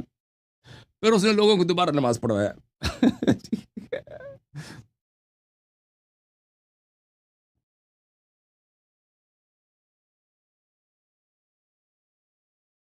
اچھا اس کی نماز مزید دیکھیں ملاحظہ فرمائیں. یہ کتاب ہے طبقات الکبریٰ لابن سعد جلد نمبر 3، شاب دار الصادر. یہاں پہ ملاحظہ فرمائی صفحہ نمبر 286 میں. یہ روایت کرتے ہیں محمد بن سیرین سے، کان عمر بن الخطاب قد اعتراه نسيان في الصلاة فجعل رجل خلفه يلقنه فإذا أومى إليه أن يسجد أو يقوم فعل. ایک دفعہ خلیفہ صاحب نماز پڑھنے کے لیے کھڑے ہو گئے، نماز بالکل بھول گئے، نماز ہوتی کیا چیز ہے اوئے نماز ہی بھول گئے بھائی. اب پتہ نہیں وہ کون سا انہوں نے بڑا قافلہ بنایا ہوگا، اب کوئی بڑا ایک قافلہ اس دفعہ بنایا ہوگا ایک قافلہ شام کو جا رہا ہے، ایک قافلہ پتہ نہیں یمن کو جا رہا ہے، ایک قافلہ مدینے سے نکل کے عراق کو جا رہا ہے، پتہ نہیں اب ٹھیک ہے نا. اب نماز ہی بھول گیا بھائی. اب لوگوں کو پتہ چل گیا کہ نماز نہیں پڑھ سکتا خلیفہ. تو پیچھے سے ایک آدمی اس کو سکھانے لگا، اور وہ پیچھے سے آدمی اس کو اشارہ کر رہا تھا کہ اب سجدہ کرنا ہے، اب رکوع کرنا ہے، اب یہ کھڑے ہو جانا ہے، اب تشہد، اب اس طرح کرو، یہ طرح، پر وہ اسی کے اتباع کر رہا تھا۔ اب مجھے بتاؤ بھائی، آپ نے ایسے عجیب و غریب نماز دنیا میں سنی ہے؟ قافلہ جب بڑا ہو گیا نا اس کا اچھا، پھر اس کے بعد ایک بھی روایت ہے نماز سے متعلق نہیں، لیکن یہ جو ہے نا، یہ بھی انٹرسٹنگ ہے۔ سالم بن عبداللہ روایت کرتے ہیں ان عمر بن الخطاب كان يدخل يده في دبرة البعير ويقول اني لخائف ان اسأل عما بك دلال دلال خچروں کا جو دلال کہتا ہے، عمر بن الخطاب کا طریقہ کار یہ ہوتا تھا کہ وہ اپنا ہاتھ اونڈ کے پچھلی والی شرمگاہ میں داخل کرتا تھا اور کہتا تھا مجھے ڈر ہے کہ اللہ روز قیامت مجھ سے پوچھے کہ تجھے کیا ہوا ہے۔ بھائی یہ کسی نبی کا سیرہ ہے؟ یہ کسی عاقل کا، یہ کوئی قرآن کی آیت ہے؟ یہ کوئی حدیث ہے؟ وہ بھائی تجھے اس کے اونٹ کے پیچھے والے سوراخ میں کیا ملنا ہے؟ اب کیا اس کا بھائی دلالی کے زمانے میں جو اس کا طریقہ کار تھا، وہ خود آپ سوچ سکتے ہیں کہ بھائی دلال صاحب جو ہیں یہ اچھا، اب ملاحظہ فرمائیں ان کا ایک اور طریقہ کار۔ پہلے تو ان کو قراءت اور وہ نماز جب قراءت بھول گیا تھا نا، تو انہوں نے نماز دوبارہ پڑھایا۔ اب ایک اور طریقہ کار اجتہاد ان کا دیکھیں، یہ کتاب ہے المصنف لعبد الرزاق، جز نمبر 3، چاپ جو ہے المجلس العلمی، یہاں پہ ملاحظہ فرمائیے صفحہ نمبر 122 میں ابو سلمہ ابن عبد الرحمن روایت کرتے ہیں ان عمر بن الخطابی صلی صلاة فلم یقرأ فیہا، اس نے پھر نماز پڑھایا بھائی خلیفہ آگے نماز کے لیے، نماز میں نہ سورہ نہ فاتحہ کچھ بھی نہیں، اللہ اکبر سبحان ربی العظیم۔ فقیل له ذلك، نماز کے بعد لوگوں نے عرض کیا جی خلیفہ صاحب یہ کوئی نیا نماز، کوئی نئی شریعت ہے بھائی، کیا چکر ہے؟ کیا چکر ہے بھائی خلیفہ؟ پھر انہوں نے کوئی قافلہ وغیرہ بنایا ہوگا۔ فقال اتممت الرکوع والسجود، اس نے کہا کہ میں نے سجدہ بھی کیا تھا یا نہیں کیا تھا، آپ کو یاد ہے؟ رکوع کیا ہے نہیں کیا ہے، رکوع میں نے کیا نہیں کیا، سجدہ کیا تھا نہیں کیا؟ لوگوں نے کہا جی ہاں رکوع آپ کی نے کیا تھا۔ قالوا نعم فلم يعد تلك الصلاة، اس نے کہا ٹھیک ہے بھائی، اب کون دوبارہ نماز پڑھا دے؟ کون دوبارہ نماز، بس جو ہویا سو ہویا، ٹھیک ہے بھائی۔ کبھی اس کا اجتہاد، عمر کا اجتہاد کبھی کہتا تھا کہ دوبارہ پڑھاؤ، کبھی کہتا تھا نہیں ضروری نہیں ہے۔ اچھا، اب بخاری سے بھی آپ کو دکھائیں تاکہ بالکل طبیعت صاف ہو۔ صحیح بخاری، چاپ دار احیاء تراث العربی، کتاب چھپی سنہ 2001 میں۔ اچھا، صفحہ نمبر آپ کو لے کے چلتے ہیں اس کتاب میں، صفحہ نمبر ہے بھائی 222، ٹھیک ہے نا بھائی؟ 222، باب یفکر الرجل الشیء فی الصلاۃ، انسان نماز کی حالت میں چیزوں کے متعلق سوچتا ہے، خشوع نہیں ہوتا، وہ چیزوں کے متعلق سوچتا ہے۔ وقال عمر، بخاری خود روایت کرتا ہے، انی لاجہز جیشی وانا فی الصلاۃ، میں لشکر کو سامان دیتا ہوں، لشکر کو خچر، وہ دلالی لشکر بنا رہا ہے نا نماز کی حالت۔ اب خچر کس کے پاس ہوگا، گدا کس کے پاس ہونا چاہیے، اونٹی پہ کون ہوگا، کس کو سواری نہیں ملنی ہے، کس کو سواری ملنی ہے۔ انی اجہز جیشن وانا فی الصلاۃ، میں نماز میں جب شروع ہو جاتا ہوں نا تو میں وہ قافلہ بنانے کے چکر میں ہوتا ہوں، لشکر، قافلہ، سواری پہ کس نے بیٹھنا ہے، سواری پہ کس نے نہیں بیٹھنا، سواری کون سے سامان کس گدے پہ ڈالنا ہے نا بھائی، ہے کہ نہیں؟ اچھا، یہ روایت ہم نے آپ کو دکھا دی، یہ روایات صحیح ہیں نہیں ہیں، ملاحظہ فرمائیے۔ یہ کتاب فتح الباری بشرح سقیم البخاری، تعلیف الحافظ ابن حجر الاسقلانی، جز نمبر 3، چاپ دار الفکر، کتاب چھپی ہے سنہ 1428، 2007 ہجری، دار الفکر بیروت میں۔ یہ صفحہ نمبر 324 ہے، اسی روایت کے ذیل میں عمر صاحب نے کیا کہا، قال عمر انی لاجہز جیشی وانا فی الصلاۃ، میں تے لشکر بنانے دے چکر وچ اوندا جب میں نماز پڑھتا ہوں، میں جب نماز پڑھتا ہوں نا میں قافلہ بناتا ہوں، لشکر بناتا ہوں۔ وہ کئی روایات لے کے آتا ہے۔ اچھا، کہتا ہے وروا فروى ابن أبي شيبة من طريق عروة ابن الزبير بل ورجال هذه الآثار ثقات. وہ 4 روایت لے کے آتا ہے اور کہتا ہے یہ سب روایت صحیح ہیں. حافظ ابن حجر کہتا ہے جتنی روایتیں لاتا ہے نا کہتا ہے یہ سب روایتیں صحیح ہیں. ورجال هذه الآثار یہ سب احادیث صحیح ہیں. اچھا پہلی روایت یہ ہے ابن ابی شیبہ نے روایت کیا ہے عروہ ابن زبیر سے قال عمر انی لاحسب جزیۃ البحرین وانا فی الصلاۃ. کہتا ہے میں جب نماز میں ہوتا ہوں نا وہ قافلہ جو بحرین سے آتا ہے بحرین سے جو ٹیکس لے کے آتا ہے میں اس کے ساتھ ہوتا ہوں. اس کا بھائی آدمی ہے دلال اس کی سوچ ہی ہو گئی بحرین سے جو آ رہا ہے کہ ابو ہریرہ نے وہ اس کس گدے پہ کون سی سامان ڈال دیا کس خچر پہ کون سا سامان ہے. بھائی وہ خچر وہ راستے میں اس کو کھانے دیا نہیں دیا ٹھیک ہے نا اسی سوچ میں ہوتا ہے. میں جب پہلی روایت یہ ہے ٹھیک ہے نا حافظ ابن حجر وہ یہ سب صحیح ہیں. دوسری روایت کہتے ہیں کہ احمد نے کتاب صالح ابن احمد نے اب احمد ابن حنبل سے کتاب مسائل میں روایت کی ہے کہ ان عمر صلى المغرب فلم يقرأ فلما انصرف قالوا يا امير الفاسقين انك لم تقرأ قال اني حدثت نفسي وانا في الصلاة بعير جهزتها من المدينة حتى دخلت الشام ثم عاد وعاد القراءة. اس لوگوں نے اس سے عمر نے ایک دفعہ نماز پڑھایا اور اس نے فاتحہ سورہ کچھ قرآن کچھ نہیں پڑھا نماز میں. تو لوگوں نے اس سے کہا کہ یہ کیا نماز ہے بھائی کہ آپ نے کیا نماز پڑھا ہے. تو اس نے کہا کہ ہاں غلطی ہو گئی ہے میں وہ ایک قافلہ میں نے بنایا تھا قافلہ میں نے بنایا تھا مدینہ سے شام جانے کے لیے. تو میں نے مرحلہ بمرحلہ ہر منزل میں اسی قافلے کے ساتھ تب میں نے اس کو وہاں پہنچا شام تک پہنچا دیا ہے مدینے سے شام تک میں نے اس کو پہنچا دیا. اچھا تیسرا حدیث وہ جو نقل کرتا ہے ایاز الاشعری سے صلى عمر المغرب فلم يقرأ فقال له ابو موسى انك لم تقرأ فاقبل على عبد الرحمن بن عوف صدقه فعاد.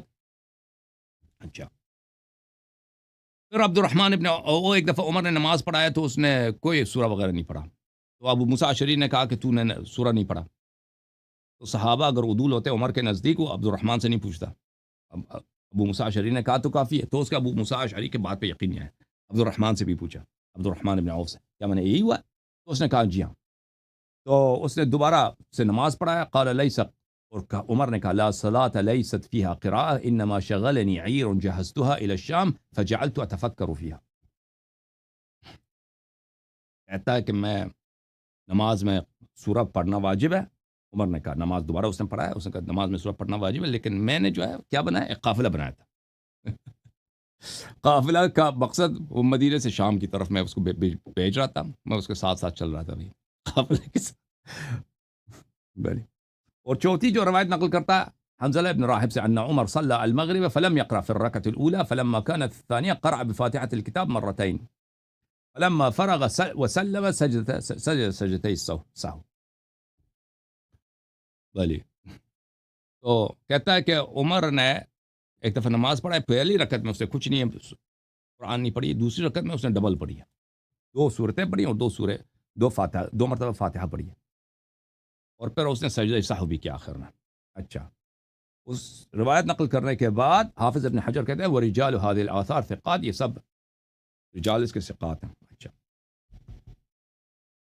علامہ امینی رحمۃ اللہ علیہ اپنے کتاب الغدیر میں یہ کتاب الغدیر ہے علامہ امینی رحمۃ اللہ علیہ کی جز نمبر 7 سب علامہ امینی رحمۃ اللہ علیہ کی علو مقام کے لیے صلوات پڑھیں اللہم صل علی محمد وآل محمد وعجل فرجہم الشریف.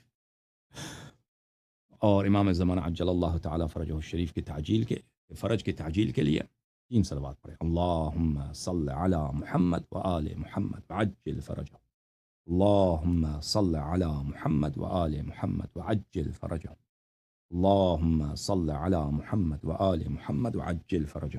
یہ غدیر ہے جلد نمبر 6 ہے چاپ مؤسسۃ العالمی ہے سنہ 1994 میں چھپی ہے. یہاں پر صفحہ نمبر 137 میں اجتہاد الخلیفہ فی قراءۃ الصلاۃ فاروق کی اجتہاد قراءات میں. انہی روایت کو نقل کرنے کے بعد علامہ امینی رحمۃ اللہ علیہ اگلے صفحے میں فرماتے ہیں يظهر من هذه الموارد وتكرر القصة فيها أن الخليفة لم يستند في صلواته هاتيك إلى أصل مسلم آپ کو پتہ چلتا ہے یہ روایات دیکھ کر کہ عمر کے پاس نماز میں اگر سورہ نہ پڑھے انسان، فاتحہ نہ پڑھے، اس کے پاس کوئی طریقہ حل نہیں تھا. اس کے پاس کوئی حدیث کو کبھی کبھی دوبارہ پڑھاتا ہے، کبھی دوبارہ نہیں پڑھاتا، کبھی صرف سجدہ سہو کرتا ہے، کبھی سجدہ سہو نہیں کرتا. ٹھیک ہے نا؟ کون سا صحیح ہے بھائی؟ شریعت کون سا کہتا ہے کہ کیا ڈرامہ ہر دفعہ تو نماز میں بھائی فاتحہ وغیرہ نہیں پڑھتا، پھر اس کے بعد یا کبھی نماز دوبارہ پڑھاتے ہو، کبھی دوبارہ نہیں پڑھاتے، کبھی سجدہ سہو کرتے ہو، کبھی کہتا ہو کہ اگر رکوع صحیح ہے، سجود صحیح تو کافی ہے، کبھی کہتا ہے کہ نہیں لا بلی لا قرات لا صلاة الا بفاتحة الكتاب، کبھی یہ کہتے ہو. بھائی کیا طریقہ کار ہے تمہارا؟ فمرة لم يقرأ في الركعة الأولى فيقضيها في الثانية، ایک دفعہ یہ ہے کہ رکعت اول میں نہیں پڑھتا، پہلی رکعت میں نہیں پڑھتا، دوسری رکعت میں سورہ اور سورہ فاتحہ کی قضا کر لیتا ہے. ويسجد سجدتي السهو، اور اس کے بعد سجدہ سہو کرتا ہے. واخرى اکتفى بحسن الركوع والسجود عن الاعادة وسجدتي السهو، اور دوسری دفعہ وہ بھائی اعادہ نہیں کرتا، کہتا ہے رکوع سجود صحیح ہے تو ٹھیک ہے، دوبارہ پڑھنے کی ضرورت نہیں ہے. وطورا نراه يحتاج بالاعاده، اور ایک دفعہ دیکھتے ہیں کہ دوبارہ نماز پڑھاتا ہے. بھلی هل هذه اجتهادات وقتیہ، کیا یہ اس کے ٹیمپرری مختلف اجتہادات ہوتے تھے جہاں دل مرضی کرے جس طرح نماز پڑھے، اور اعادہ کرے نہ کرے، سجدہ سہو کرے یا نہ کرے، یہ کیا چکر ہے اس کا؟ او انه لم يعرف للمسألة ملاكا يرجع الیہ، اور یا یہ کہیں کہ عمر کو نہیں معلوم تھا، اس کو نہیں معلوم تھا کہ اس کا حل کیا ہے، کہ اگر انسان سورہ حمد نہ پڑھے، سورہ فاتحہ نہ پڑھے تو اس کا اعادہ واجب ہے یا واجب نہیں ہے، اس کو نہیں پتا تھا، اسی لیے کبھی اعادہ کرتا تھا، کبھی نہیں کرتا تھا. ٹھیک ہے نا؟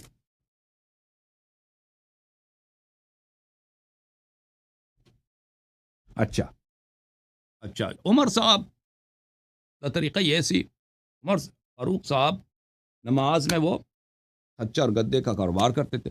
ٹھیک ہے؟ لیکن ان کی ایک اور حرکت بھی نماز کی حالت میں مذکور ہے.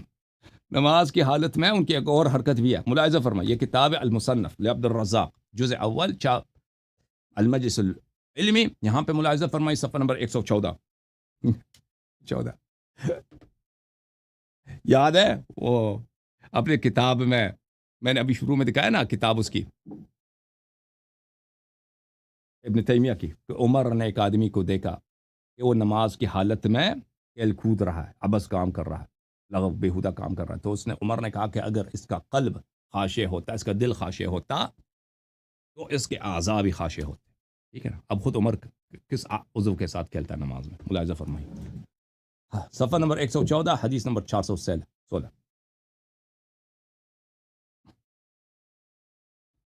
ان عمر بن الخطاب بین هو قائم يصلي بالناس حين بدأ بالصلاة، عمر صاحب نماز پڑھانے لگے، خلیفہ ہے. ٹھیک ہے، صحابی ہے، واہ جی واہ، فاروق ہے، فاروق صاحب آئے نماز پڑھانے واسطے.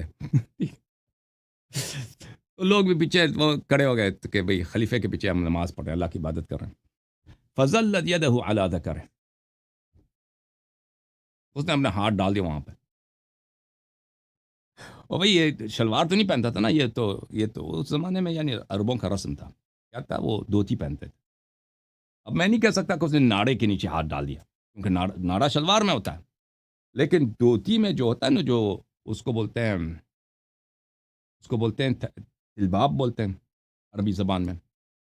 وہ دھوتی کو آپ نے پہنا ہوگا، اگر آپ احرام وغیرہ میں بھی گئے نا، جب دھوتی پہنتے ہیں تو اس کو کچھ حصے کو آپ لپیٹتے ہیں، اسی سے اس کو ٹائٹ کرتے ہیں دھوتی سے. ٹھیک ہے نا؟ وہ ناڑے کا کام دے دیتا ہے اس کو، ناڑا بھی آپ کہہ سکتے ہیں، ناڑا نہیں ہے لیکن ناڑے کی طرح اس نے وہ نیچے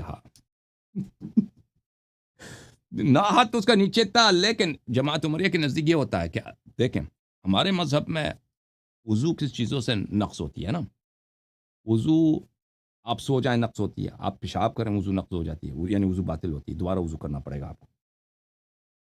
آپ بڑا پاخانہ کریں، آپ سے ریح نکل جائے، آپ جو ہیں جنوب ہو جائیں، یہ چیزیں اس سے وضو باطل ہو جاتی ہے. جماعت عمریہ کے نزدیک یہ ہے کہ اگر کوئی اپنی آگے والی شرمگاہ کو ہاتھ لگائے، مرد اگر اپنے آگے والی شرمگاہ کو ہاتھ لگائے تو اس کی نماز باطل ہوتی ہے، تو اس کی کیا بات ہے، وضو باطل ہوتی ہے. تو عمر کا ہاتھ ادھر ہی تھا. اب کس لیے ادھر تھا؟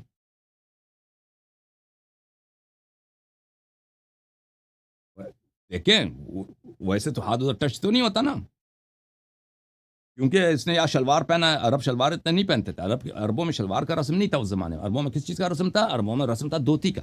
دھوتی اس نے پہنا ہوگا. تو دھوتی جو اس نے پہنا ہے، تو دھوتی کے اندر اس نے ہاتھ کیا ہوگا نا اس کا، وہ ابھی تو اس کے ہاتھ ٹچ ہوئی ہوگی. ٹھیک ہے نا. اچھا، اب وہ مزے لے رہا تھا یا کچھ اور کام کر رہا تھا نماز کی حالت میں وہ اس کو کیا ضرورت پڑی تھی، اس کے بھی احتمالات ہیں، وہ بھی بتائیں گے آپ کو. بہرحال اس کے ہاتھ لگ گئی تو ان کے نزدیک تو وضو باطل ہو جاتی ہے نا. فاشار الی الناس ان امکثوا، اس نے لوگوں کی طرف اشارہ کیا کہ تم ٹھہر جاؤ، ٹھہرو ٹھہرو ٹھہرو ٹھہرو. یہ خود چلا گیا، کھسک گیا وہاں سے مسجد سے. وذهب يتوضا، اور چلا گیا وہاں پہ، بھائی وضو کرو، پاؤ دھو لو، پیا کرو. دوبارہ واپس آیا. ثم جاء فصلى، پھر واپس آئے، پھر جماعت شروع کر دی. اور وہ لوگ انتظار کرتے ہیں. اور یہ نماز عجیب ہے بھائی کہ تم نماز کے وسط میں جاتے ہو، یہ نماز دوبارہ وضو ٹوٹ جائے، دوبارہ وہی سے شروع کر دیتا ہے. ٹھیک ہے. فقال له ابی، میرے والد صاحب کہتے ہیں وجد مذیا قال لا ادری. مذی کس کو بولتے ہیں جی؟ مذی وہ منی کی طرح ہوتا ہے نا، مرد میں ایک موئسچر ہوتا ہے، وہ آگے والی شرمگاہ سے نکلتی ہے جب انسان کو شہوت وغیرہ ہوتی ہے. تو میں نے تو کہتا ہے، میں نے اس سے پوچھا، راوی سے پوچھا، کیا اس کو یہ آئی تھی اس نے ٹچ کیا تو اس کو شہوت کو مزہ لیا ہوگا اس نے وہ کہتے ہیں نہیں، مجھے نہیں معلوم کیا کر رہا تھا اس بات. ٹھیک ہے. یہ کتاب ہے ازیاء السنن الکبریٰ للبیہقی، شاب دار الکتب العلمیہ، ابو بکر بیہقی جو سنہ 458 میں وفات ہے ان کی. جزء اول السنن الکبریٰ، کتاب چھپی ہے 2002 میں. مزے کرو جناب. صفحہ نمبر 208 میں روایت کرتے ہیں، وروى الشافعی في كتاب القدیم عن مسلم وسعید عن ابن جریج عن ابن ابی ملیکہ. شافعی نے اپنی پرانی کتاب میں مسلم و سعید اور ان دونوں سے ابن جریج ابن ابی ملیکہ سے، اور یہ سند بخاری کی سند ہے، یعنی نہایت ہی صحیح سند ہے. ان عمر بن الخطاب بینہ ہوا یؤم الناس، عمر بن الخطاب لوگوں کی امامت کر رہا تھا نماز میں. اذ ظلت یدہ علی ذکرہ، اس کی ہاتھ کہاں گئی ہے؟ غلط جگہ پہ غلط جگہ پہ. ٹھیک ہے نا. اور بھائی یہ ہاتھ باندھ کے نماز پڑھ رہا تھا، یہ کیا چکر ہے بھائی؟ آج تک تم نے دیکھ کہتے وہ کیسے ہو سکتا ہے بھائی؟ مجھے سمجھا دو. تم نماز کی حالت میں آپ کپڑے کو ٹچ کر سکتے ہو بھائی، لیکن وضو کو اسکن سے ٹچ ہو، یہ اسی صورت میں ہو سکتا ہے کہ آپ ہاتھ اندر کریں. اس کا مطلب یہ تھا کہ ہاتھ باندھ کے نماز نہیں پڑھتا تھا عمر خود، حداقل اس زمانے میں نہیں پڑھتا تھا. اس کا ہاتھ کھلا ہوا تھا، اور پھر یہ کہ اس نے اس کا ہاتھ ادھر ہی تھا، یعنی وہاں پہ ناڑے کے اندر ہی تھا، کہ وہ کچھ اور کر رہا تھا کہ ٹچ ہو گئی بھائی. ٹھیک ہے نا، ذکر سے ٹچ ہوئی. تو اس نے وہی کیا بھائی، لوگوں کو اشارہ کیا کہ تم ٹھہر جاؤ. پھر واپس گیا ادھر، وضو کر کے واپس آیا، پھر ادھر ہی سے دوبارہ نماز وہی سے شروع کیا. اتم بہم ما بقی من الصلاۃ، لوگوں کا کہ تم ٹھہر جاؤ، خود جا کے وضو کیا، واپس آیا اور وہیں سے دوبارہ شروع کیا. اور یہ عجیب وضو ہے، عجیب نماز ہے وہ لوگ بھی انتظار کر رہے ہیں خلیفے کی. عجیب نماز یہ ہے کہ بھائی یہ وضو اس کی باطل ہو گئی ہے. یہ وہاں سے نکل جاتا ہے، باہر جاتا ہے، وضو کرتا ہے اور پھر وہی سے دوبارہ شروع کرتا ہے. یہ بڑا ڈرامہ ہے بھائی. یہ کتاب ہے نصوص الشافعی معرفت السنن والآثار، تالیف ابو بکر البیہقی، چاپ دار الوعی قاہرہ میں کتاب چھپی ہے سنہ 1991 میں. ملاحظہ فرمائیے صفحہ نمبر 392، حدیث نمبر 38. ابن ابی ملیکہ روایت کرتے ہیں کہ عمر بن الخطاب امامت فرما رہے تھے لوگوں کی. احسبہ قد صلی رکعۃ او اکثر، کہتے ہیں کہ ایک رکعت سے زیادہ وہ پڑھا چکے تھے، یعنی دوسری رکعت میں تھے یا تیسری میں تھے یا چوتھی میں تھے.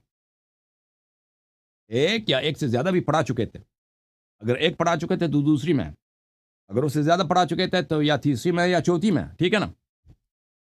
ذلت یدہ علی ذکرہ، اس کا ہاتھ جو ٹچ ہوا ہے، کہاں سے ٹچ ہوا ہے؟ اس کے اپنے اس نے اپنے آگے والی شرمگاہ سے اس کو ٹچ کیا. پھر اس سے وہی لوگوں کو کہہ رہے کہ ٹھہر جاؤ ٹھہر جاؤ ٹھہر جاؤ ٹھہر جاؤ ٹھہر جاؤ ٹھہر جاؤ ٹھہر جاؤ، میں وضو بنانا پیا. وہ ادھر سے چلا گیا کہ میں ٹھیک ہے، وضو بنا کے واپس آئے، پھر ادھر ہی سے نماز دوبارہ شروع کی اور ان کی جماعت نہیں ٹوٹی ہے. واہ جی واہ، واہ جی واہ. کتاب المصنف في الاحاديث والاثار تالیف ابن ابی شیبہ الکوفی، جزء الثانی، چھاپ دار التاج، صفحہ نمبر 144. اب وہ ہاتھ ادھر کیا کر رہا تھا یہ عمر؟ ٹھیک ہے نا بھائی، اس کا ہاتھ ادھر کیا کر رہا تھا؟ ایک احتمال تو وہی ہے کہ راوی نے شک کیا کہ بھائی آدمی غلط کام کر رہا تھا نماز کی حالت میں. ٹھیک ہے نا، خود سے پوچھا کہ اس کی مزی آئی تھی، یعنی شہوت والا پانی نکل آیا تھا. ٹھیک ہے نا، ایک تو احتمال یہی ہے. میں معافی چاہتا ہوں آپ سب سے، بہنوں سے، بچوں سے. ایک احتمال تو یہی ہے. دوسرا جو احتمال ہے وہ یہ ہے جو ابن ابی شیبہ نے روایت کیا، حدیث نمبر 7478، صفحہ نمبر 144 میں عبد الرحمن بن الاسود روایت، کان عمر بن الخطاب یقتل القملة في الصلاة حتى يظهر دمها على يده. عمر بن الخطاب جب نماز میں شروع ہوتے تھے تو وہ شروع کرتے تھے جوئیں کو قتل کرنا. جوئیں سمجھتے ہیں نا؟ میں صحیح کہہ رہا ہوں؟ لفظ جوئیں، اردو میں جوئیں بولتے ہیں نا. وہ ایک حشرہ ہوتا ہے، بڑا خبیث حشرہ ہوتا ہے جو انسان نہاتا نہیں ہے نا، دھوتا نہیں، اس کے بدن میں وہ بہت زیادہ آ جاتا ہے. ٹھیک ہے نا، جن گھرانوں میں وہ صفائی نہیں ہوتی، بچے نہیں دھوتے، ماں باپ نہیں دھوتے، نہاتے نہیں ہیں، کپڑے صاف نہیں کرتے، وہ انسان کے بالوں میں، انسان کی داڑھی میں آ جاتا ہے نا. اس کو کیا بولتے ہیں؟ جوئیں بولتے ہیں. اردو زبان میں صحیح کہہ رہا ہوں؟ نہیں صحیح کہہ رہا ہوں؟ لکھ دو بھائی، وہ لکھ دو. کیا ہو گیا کامنٹ والوں کو؟ لکھ دو بھائی، صحیح ہے لفظ یا غلط ہے؟ ٹھیک ہے نا، اردو والے، لکھنؤ والے، لاہور والے کیا کہتے ہیں اس کو؟ جوئیں ہی بولتے ہیں نا. انگلش میں اس کی جو ہے مفرد لاؤس ہے اور اس کی جمع ہے جوئیں، اس کی جمع ہے لائس. اچھا، تو روایت فرماتے ہیں کہ عمر بن خطاب، کان عمر خطاب یقتل القملة في الصلاة حتى يظهر دمها على يده. عمر بن خطاب نماز میں شروع ہو جاتے تھے وہ جوئیں پکڑنے میں. جوئیں پکڑنے میں ہی شروع ہو جاتے تھے اور ان کو مارتے تھے، پکڑ کے مارتے تھے، ان کو قتل کرتے تھے. یہ ادھر پکڑو، ادھر کرو، ہاں نیچے بھی ادھر سے جہاں سے ملے بھائی، بغل کے نیچے وغیرہ، سر بال پکڑ کے اس کو مارتے تھے، قتل اتنا پڑتے تھے کہ ان کے ہاتھ خونی ہو جاتے تھے. حتی یظہر دمها علی یده. اتنے جوؤں کی یہ کرتے تھے، حشر نشر کرتے تھے کہ اس کے ہاتھ خونی ہو جاتے تھے. اب دیکھو یہ شخص کتنا بھائی داڑھی ہے بھائی، وہ دوتا نہ ہاتا تو ہے نہیں بھائی، نہ صفائی، کچھ بھی نہیں، کھڑے ہو کے پیشاب کرتا تھا یہ شخص. وہ بھی دکھا دوں گا. نہ صفائی نہ دلائی، کچھ بھی نہیں، سارا بدن اس کا ایسا. نماز میں شروع ہو گئے تو مجھے لگتا ہے کہ اس نے ہاتھ جو ناڑے کے نیچے کیا تھا نا، وہ جوؤں پکڑنے کے چکر میں تھا. وہ جوؤں پکڑنے کے چکر میں اس نے دو تین اندر ہاتھ کیے تھے تو اس کا ٹچ ہوا تھا اس کے اپنے شرمگاہ سے، تو کہا تھا کہ ٹھہر جاؤ، وضو باطل ہو گئی میری. اچھا، خلیفہ صاحب کی عبادت مزید ملاحظہ فرمائیے. یہ کتاب ہے المصنف فی الاحادیث والآثار، جزء ثانی، چھاپ ہے سنہ 1970 کی، المجلس العلمی، کراچی، پاکستان میں چھپی ہے. صفحہ نمبر 348 میں ملاحظہ فرمائیے. باب الرجل یؤم القوم وهو جنب او علی غیر الوضوء. بغیر جنابت کی حالت میں کسی کو نماز پڑھانا، بغیر وضو کے لوگوں کو نماز پڑھانا. ہشام ابن عروہ ابن زبیر سے روایت کرتے ہیں، یہ سند ہے، بخاری کی سند ہے بھائی، ان عمر بن الخطاب صلی بالناس وهو جنب. اس نے ایک دفعہ لوگوں کو نماز پڑھایا جنابت کی حالت، اور پھر دوبارہ اس نے دوبارہ نماز پڑھی ہے. عمر نے خود دوبارہ پڑھی ہے. ولم یبلغنا ان الناس عادوا، اور ہمیں پتہ نہیں کہ لوگوں کو دوبارہ اس نے پڑھایا نہیں پڑھایا. بہرحال اس نے خود دوبارہ پڑھی ہے کیونکہ اس کو جنابت تھی. اب جنابت انہوں نے نہیں کہا ہے کیونکہ اس کا ہاتھ ادھر بھی جاتا تھا نا. اب جنابت کس حالت میں ہوئی ہے؟ یہ بھی تو ہے نا، جو شخص ادھر ہاتھ کرتا ہے، اور بھائی ہے کہ نہیں، جو شخص نماز کی حالت میں یہ سب حرکات کر سکتا ہے. ٹھیک ہے بھائی، وہ جنابت پہلے سے تھا یا وہ آپ خود سوچ لیں بھائی.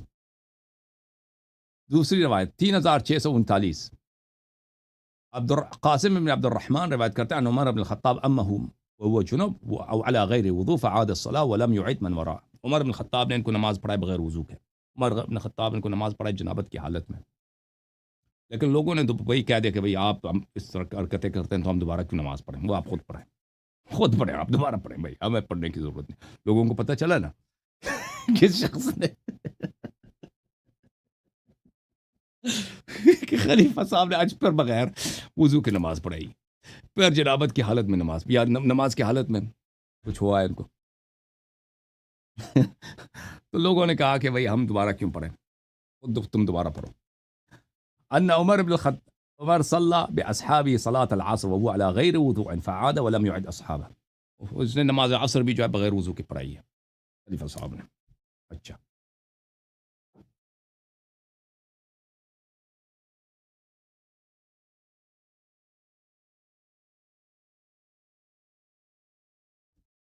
یہ صفحہ نمبر 349 میں حدیث نمبر 3656 ہے. ابن جریج کہتا ہے حدیث متثبت, یہ حدیث صحیح ہے عندنا ان عمر بن الخطاب نے کیا ادخل یده فی وجه فوجد شیئا. عمر بن الخطاب نے ہاتھ اندر کیا. یہ تو ہاتھ اندر کرتے تھے نا جوئے وغیرہ پکڑنے کے چکر میں یا کچھ اور سلسلہ تھا ان کا. بہرحال تو اس نے کہا کہ ہاتھ اندر کیا تو اس نے کہہ دیا فوراً کہہ دیا انی اظننی قد صلیت جنوبا. ادھر ہاتھ کیا تو کہتا ہے کہ میں مجھے یہ فکر ہے کہ میں نے آپ کو جنابت کی حالت میں نماز پڑھائی. اور بھائی ہاتھ اندر کیا نا تو کہتا ہے میں جو ہے مجھے یہ خدشہ ہے. دیکھو نبی صلی اللہ علیہ وسلم کے بعد کن لوگوں نے اسلام کی لیڈرشپ سنبھالی ہے کہ نہیں بھائی. وہ بھائی وہ لوگوں دیکھو بھائی کیا ڈرامہ ہے 50-50. وہ پاکستان کے وہ جو وہ ہوتا ہے نا وہ مزاحیہ پروگرام, وہ اس طرح جوک نہیں بنا سکتے. ٹھیک ہے کہ نہیں, اس طرح جوک بنا سکتے. انور مقصود وہ کیا نام تھا اس کا, وہ مر گیا, بڑا ہی زبردست ایکٹر تھا. کیا نام تھا اس کا, وہ مر گیا. معین اختر اور انور مقصود کا باب اس طرح بنا سکتا کامیڈی. یہ کامیڈی حقیقت ہے, واقع یہ سب ہوا اسلام کے ساتھ. ٹھیک ہے نا. اس نے ہاتھ اندر کیا بھائی, کہتا ہے جنوب ہے, مجھے خوف ہے کہ جنوب ہے. کہتا ہے میں نے آپ کو جلاؤ پھر کیا کہتا ہے انا اذا اصابنا الودک لانت عروقنا. کہتا ہے کہ جب ہم چربی کھاتے ہیں, ہمارا بدن جب کچھ ہوتا ہے, خلیفہ تھا, پیسے بہت تھے بھائی, اچھا کھانا کھاتا تھا, تو ہماری جو رگیں یہ سست ہو گئی ہیں. رگ سست ہو گئے وہ بھائی نماز کی حالت میں اس نے کچھ کیا تھا. پھر اس نے دوبارہ گیا ثم اغتسل فصلى الصبح ولم يأمر الناس ان يصلوها.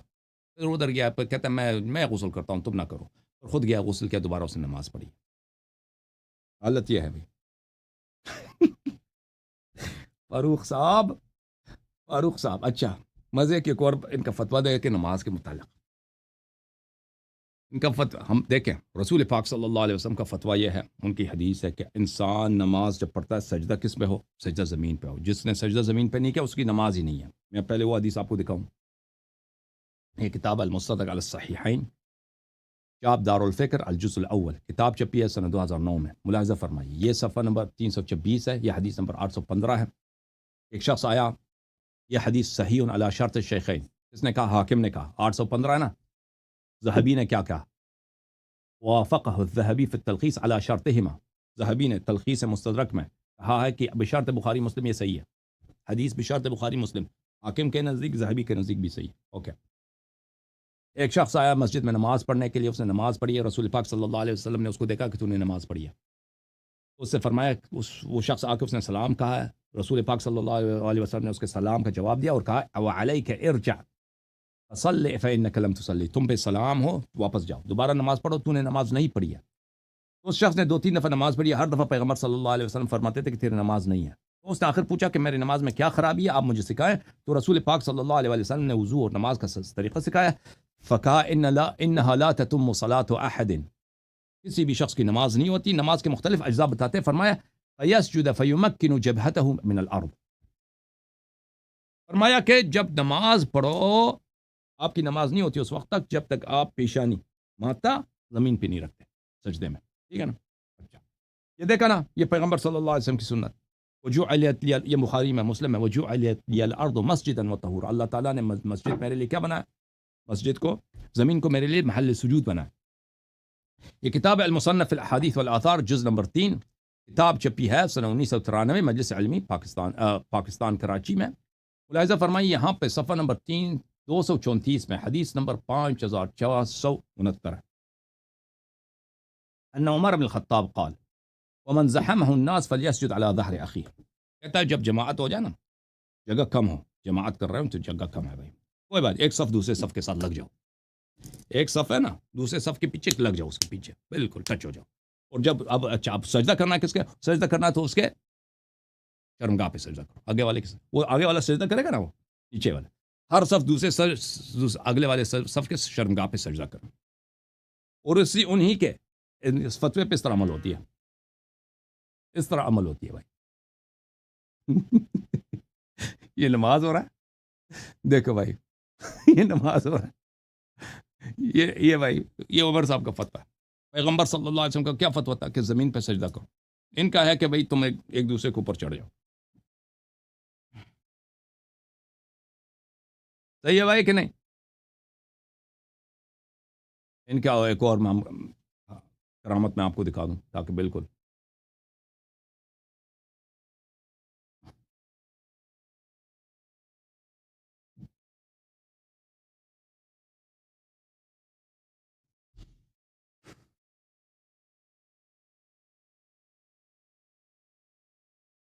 اچھا، ان کی ایک حرکت یہ تھی کہ بھائی فاروق صاحب بڑے صحابی تھے، تو یہ جو ہے پیشاب کھڑے ہو کے کرتے تھے، اور انہوں نے وجہ بھی بتائی کہ پیشاب کیوں کھڑے ہو کے کرتے ہیں. ٹھیک ہے نا بھائی، وجہ بھی بتا دی کہ پیشاب کیوں کھڑے ہو کے کرتے ہیں. دیکھیں، المرء مخبوء تحت لسانہ، امیر المؤمنین علیہ السلام کا فرمان ہے کہ انسان اپنے زبان کے نیچے اس کی شخصیت چھپی ہوئی ہوتی ہے. آپ کی شخصیت آپ کے زبان کے نیچے چھپی ہوئی ہے. جب تک آپ بات نہیں کرتے نا، لوگوں کو پتہ نہیں ہوتا آپ کیسے آدمی، آپ کی علم کتنا ہے، آپ کی ادب کتنی ہے، آپ کا عقل کتنا ہے، آپ کی ہمت کیا ہے، آپ کے ویلیوز اقدار کیا ہیں. جب بات کریں گے تو پتہ چلے گا نا. تو عمر صاحب کی شخصیت کا اندازہ اس سے لگائیں. کتاب الاوسط من السنن والاجماع والاختلاف، کتاب ہے ابو بکر محمد ابن ابراہیم ابن المنذر النیسابوری، متوفہ ہے سنہ 318، المجلد الاول، چھاپ دار الفلاح. ملاحظہ فرمائیے اس کتاب میں صفحہ نمبر 434 میں روایت فرماتے ہیں عامر بن سعید قال عمر البول قائما احسن للدبر. یہ ان کی وصیت ہے جماعت عمریہ کے لیے. کلمات اختصار.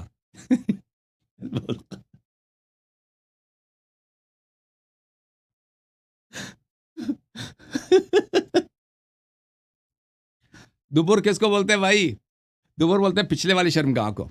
احسن کس کو بولتے ہیں بھائی؟ ایک ہے ڈھیلا، ایک ہے بھائی ٹائٹ. ٹھیک ہے نا. وصیت ہے اپنے پیروکاروں، کھڑے ہو کے پیشاب کیا کرو تاکہ تمہارا پیچھے والا حصہ جو ہے نا، اوپننگ اس کی ٹائٹ رہے. بیٹھ جاتے ہو تو وہ کیا ہو جاتا ہے، اس سے وہ ڈھیلا پڑ جاتا ہے. تو مجبوری تھی بھائی، بیٹھ کے نہیں کر سکتے. پہلے سے کچھ ہوا ہوگا نا. او بھائی، عام آدمی کی تو ڈھیلا نہیں ہو جاتا، بیٹھنے سے ہو جاتا ہے. وہ آپ نے آج تک آپ کے ساتھ ہوا ہے آپ نے بیٹھ کے پیشاب کیا، آپ کے نیچے والا جو اس سے اس میں کوئی خلل کچھ ہوا ہو؟ مگر یہ کہ پہلے سے کوئی جراحت ہے، پہلے سے اگر کوئی ہے پرابلم ہے. ٹھیک ہے نا. اگر بچپن میں کچھ ہوا ہے وہاں پہ تو پھر لازمی بات ہے بیٹھنا مشکل ہو جاتا ہے۔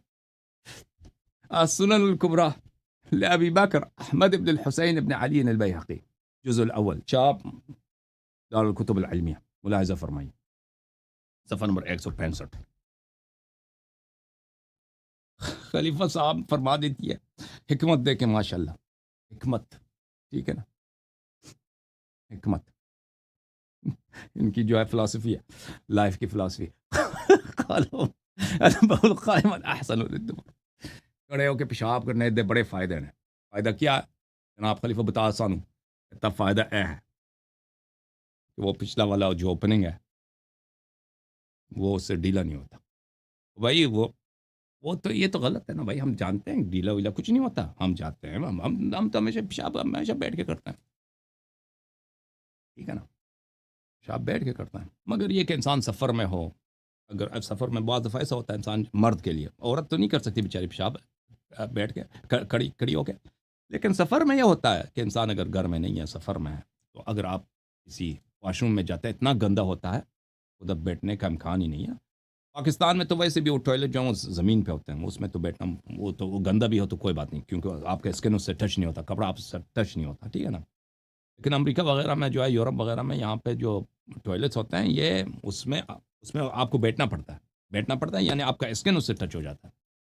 بعض دفعہ جو پبلک ریسٹ رومز ہوتے ہیں اس میں گندگی ہوتی ہے، تو انسان نہیں بیٹھ سکتا وہاں پہ، تو مرد کے لیے یہ سہولت ہے کہ انسان، وہ اور مسئلہ ہوتا ہے۔ لیکن یہ ہے کہ عمر صاحب یہ نہیں کہہ رہا ہے، وہ اس زمانے میں تو ٹوائلٹ وغیرہ تو ہوتے نہیں تھے نا، وہ تو گلی میں کرتے تھے عمر صاحب۔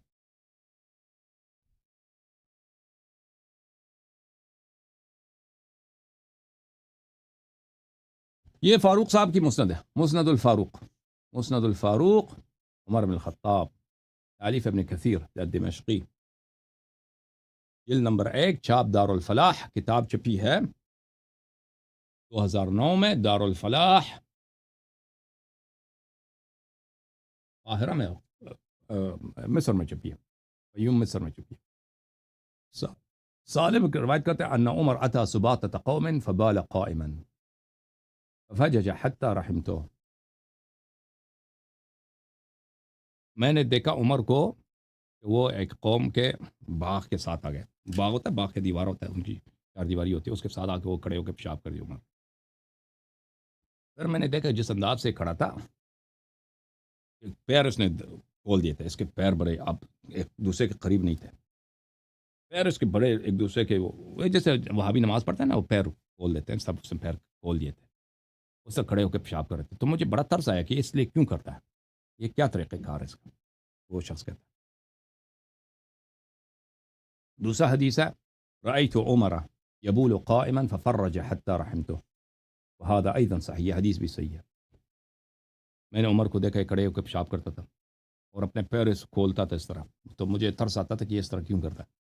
پھر وہ کہتا تھا، کان عمر بن خطاب یقول البول قائما احسن للدبر والبول جالسا ارخى للدبر، ارخى للدبر، اس نے بالکل اپنی لائف کی فلسفی بتا دی۔ کہتا ہے کھڑے ہو کے پیشاب کرنے کا فائدہ یہ ہے، وہ پچھلا والا جو شرمگاہ ہے وہ اس سے ڈھیلا نہیں ہو جاتا، اور بول جالسن ارخى للدبر، اور جب میں بیٹھ کے پیشاب کروں، عمر کہتے ہیں اس کا یہ ہوتا ہے کہ وہ میرا جو پیچھے والا حصہ وہ ڈھیلا ہو جاتا ہے، کھل جاتا ہے۔ اس کے اپنے الفاظ ہیں بھائی، کوئی، اور یہ میری شرح نہیں، خود عمریہ نے خود اس طرح شرح کیا۔ معالم السنن ابو سلیمان احمد بن محمد الخطابی البستی، متوفى سنة 388، شرح سنن ابی داود، چاپ کہاں کی ہے؟ مطبعۃ الحلمیہ بحلب، شام میں کتاب چھپی ہے سنہ 1932 میں، 1932 میں، ٹھیک ہے نا۔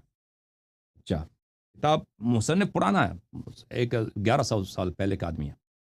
اچھا، وروی عن عمر انه بال قائما والبول قائما وقال البول قائما احسن للدبر، عمر جو ہے کھڑے پیشاب کرتے تھے اور کہتے تھے جب میں کھڑے ہو کے پیشاب کرتا ہوں اس کا فائدہ کیا ہے، اس کا فائدہ کیا ہے، اس کا فائدہ یہ احسن للدبر، پیچھے والا میرا جو حصہ ہے وہ کھل نہیں جاتا۔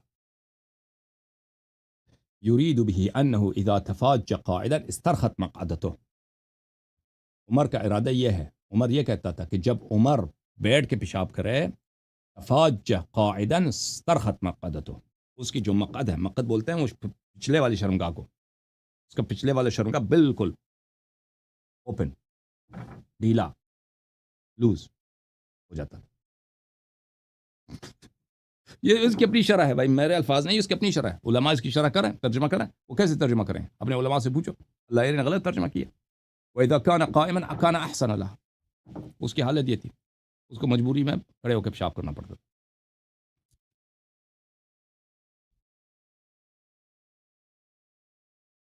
خطابی بستی کون ہے عزیزو؟ یہ ملاحظہ فرمائیں. طبقات الشافعیة الكبرى الجزء الثالث لأبو نصر عبد الوهاب ابن علي ابن عبد الكافي السبکی، متوفى سنة 771. یہاں پر صفحہ نمبر 181.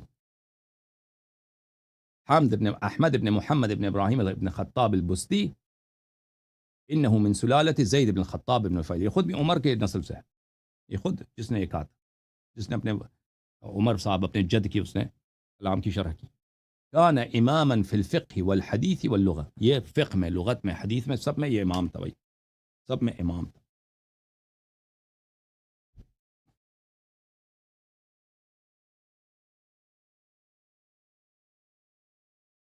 فتح المنان شرح تحقیق کتاب الدارمی المسمى بمسند الجامع، تعلیف کس کی ہے؟ ابی عبداللہ ابن عبد الرحمن. اچھا، ملاحظہ فرمائیے کتاب سن 1999 میں چھپی. اس کتاب میں بھی صفحہ نمبر 96 میں اسی بات کی شرح ہے. عمر صاحب نے کہا، عمر جو ہے پیشاب کرتے تھے کھڑے ہو کے. وقال، وہ کہتے تھے البول قائما احسن للدبر يريد به انه اذا تفاج قاعدا استرخت مقعدته. عمر کھڑے ہو کے پیشاب کرتے تھے اور کہتے تھے کہ کھڑے ہو کے پیشاب کرنا یہ میرے پچھلے حصے کے لیے مفید ہے. اس کا ارادہ، اس کا مقصود یہ تھا انه اذا تفاج قاعدا، اگر وہ بیٹھ جاتا تو پیر کھول کے بیٹھ جاتا نا، استرخت مقعدته، اس کی جو پچھلا والا نشیمن گاہ ہے، پچھلا والا حصہ ہے، وہ بالکل لوز ہو جاتا، ختم ہو جاتا. وَإِذَا كَانَ قَائِمًا كَانَ أَحْسَنَ لَهَا، اور کھڑے ہو کے پیشاب کرتا تھا تو یہ اس سے کچھ ٹائٹ رہ جاتا.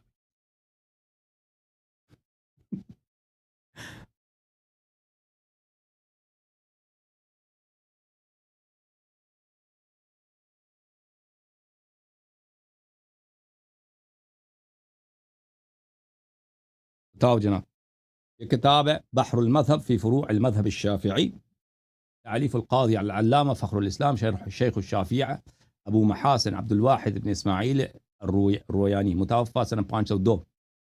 جزء اول، کتاب چھپی ہے عزیزو سنہ 2009 میں لبنان میں. ملاحظہ فرمائیے صفحہ نمبر 139 میں. فما تعویل ما روی عن عمر انه بال قائما وقال البول قائما احسن للدبر. اگر آپ ہم سے پوچھیں کہ عمر صاحب نے فرمایا کہ وہ کڑے ہو کے پیشاب کرتے تھے اور کہتے تھے کہ کڑے ہو کے پیشاب کرنا یہ میرے لیے مفید ہے، میرے لیے بہتر ہے، تو اس کی شرح کیا کہتا ہے؟ اراد اذا تفاج قاعدا استرخت مقعدته واذا كان قائما كان احسن لها. کہتے ہیں عمر کا مقصد یہ ہے کہ جب اگر وہ بیٹھ کے پیشاب کر رہا ہے تو اس کا جو پچھلا والا حصہ ہے نا وہ بالکل کھل جاتا ہے. کہتے میں کون سے الفاظ استعمال کروں، اب نہیں کر سکتا اس سے زیادہ، واضح. وَإِذَا كَانَ قَائِمًا كَانَ أَحْسَنَ لَهَا، اور جب کھڑے ہو کے پیشاب کرتا ہے تو اس کے پچھلے والے حصے کے لیے مفید تھا.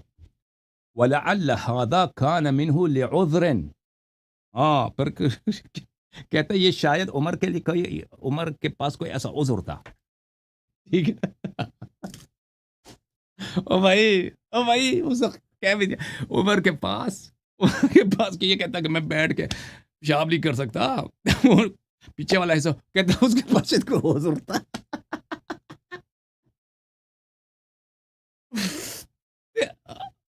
او بھائی ہے کہ نہیں؟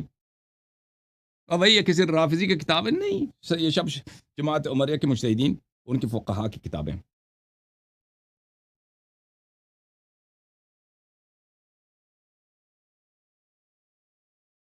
اچھا، وہ اسی لیے وہ پچھلے حصے کا جب پتہ چلا،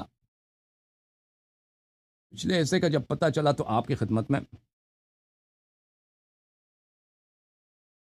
پیچھے حصے ان کے پچھلے حصے میں کوئی عذر تھا،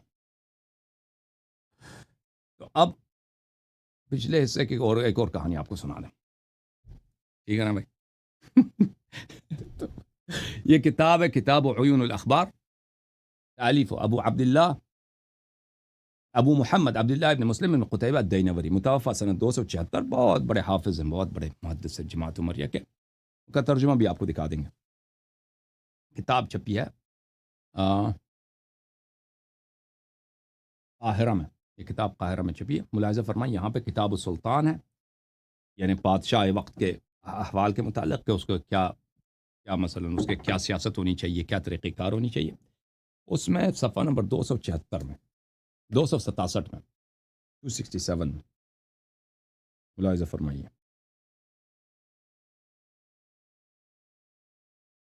مدائنی صاحب فرماتے ہیں بین عمر بن الخطاب علی المنبر، عمر بن الخطاب ممبر پہ تشریف فرماتے ہیں،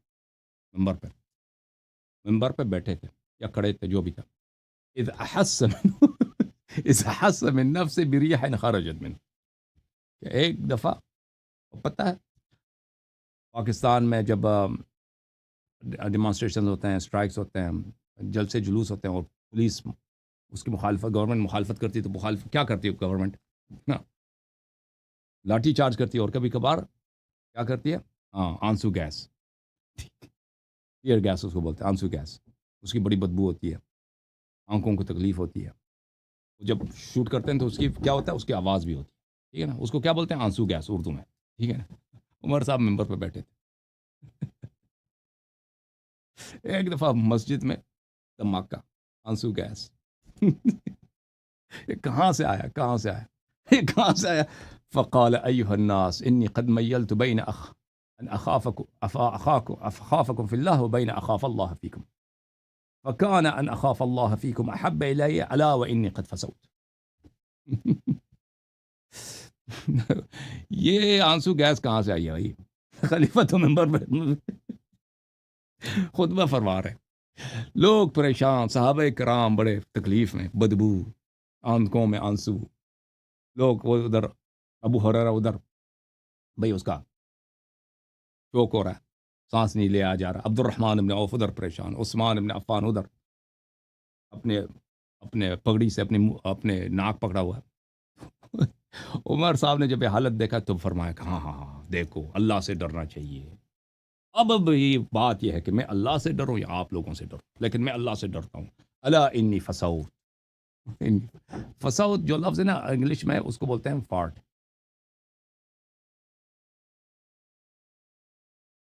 مطلب فارٹ، جس نے فارٹ کیا وہ میں تھا، مرنے کا، وہ خود یہ جو ہے فاروق صاحب تھے، وہاں انا انزل لی عید الوضو، اب میں جاتا ہوں وضو بنانے کے لیے، تم نکلنا نہیں، تمہیں دری رہا، ٹھیک ہے نا؟ اب کیوں بھائی ایسا ہوا، کیوں ایسا ہوا؟ تو پہلے سے مشکل تھا نا، پہلے ہی سے ان کے پچھلے حصے میں مشکل تھا، بیٹھ نہیں سکتے۔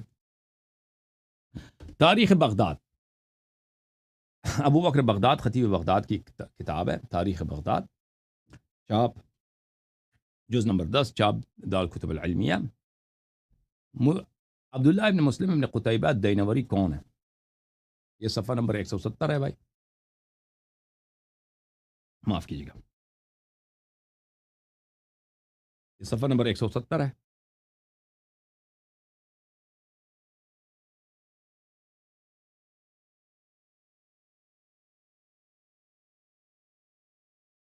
وکان ثقتا، یہ بڑے ثقہ آدمی تھے، دینا فاضلا، صاحب الدین فاضل، صاحب التصانیف المشہورہ والکتب المعروفہ، ان کے بڑے تصنیفات ہیں، بڑے معروف کتب ہیں ان کے کتب میں سے کتاب یہی عیون الاخبار ہے، جس سے ہم نے آپ کو یہ مطلب سنایا، ٹھیک ہے نا بھائی؟ اور خلیفہ صاحب کی یہ بات بہت ساری کتب میں موجود ہے میرے محترم ناظرین۔ کتاب ہے مقاصد المکلفین فیما یتعبد به رب العالمین، تالیف الدکتور عمر سلیمان الاشقر، چاپ مکتبۃ الفلاح، کتاب چھپی ہے سن 1981 میں، نمبر 467 میں۔ وأين حال هذين من حال عمر بن الخطاب وقد أحس على المنبر بريح خرجت منه فقال، کہتے ہیں کہ ہمارے زمانے کے لوگ اللہ سے نہیں ڈرتے، عمر بڑے اللہ سے ڈرتے تھے، انہوں نے خود، عمر نے اپنی منبر پہ تھے تو ان کو احساس ہو گیا کہ پیچھے سے کچھ نکل گیا ہے. انہوں نے اعلان کیا، اے اللہ، اے لوگو دیکھو، میں آپ سے ڈروں یا اللہ سے ڈروں، لیکن میں اللہ سے ڈرتا ہوں. اللہ و انی قد فسوت، میں نے بہت بڑی فاٹ ماری ہے. وہا انا نازل اعید الوضوء، میں ابھی جاتا ہوں وضو بنانے کے لیے. فکان ذلك منه زجرا لنفسه لتكف عن نزاعها الى مثله. اس نے بڑا احسان کیا ہم صحابہ کرام پر، کیونکہ صحابہ کرام آپس میں لڑ پڑتے ہیں. کون پتہ ہے، عبد الرحمن ابن عوف عثمان کو ڈانٹ دیتا کہ بھائی تو نے یہ حرکت کی.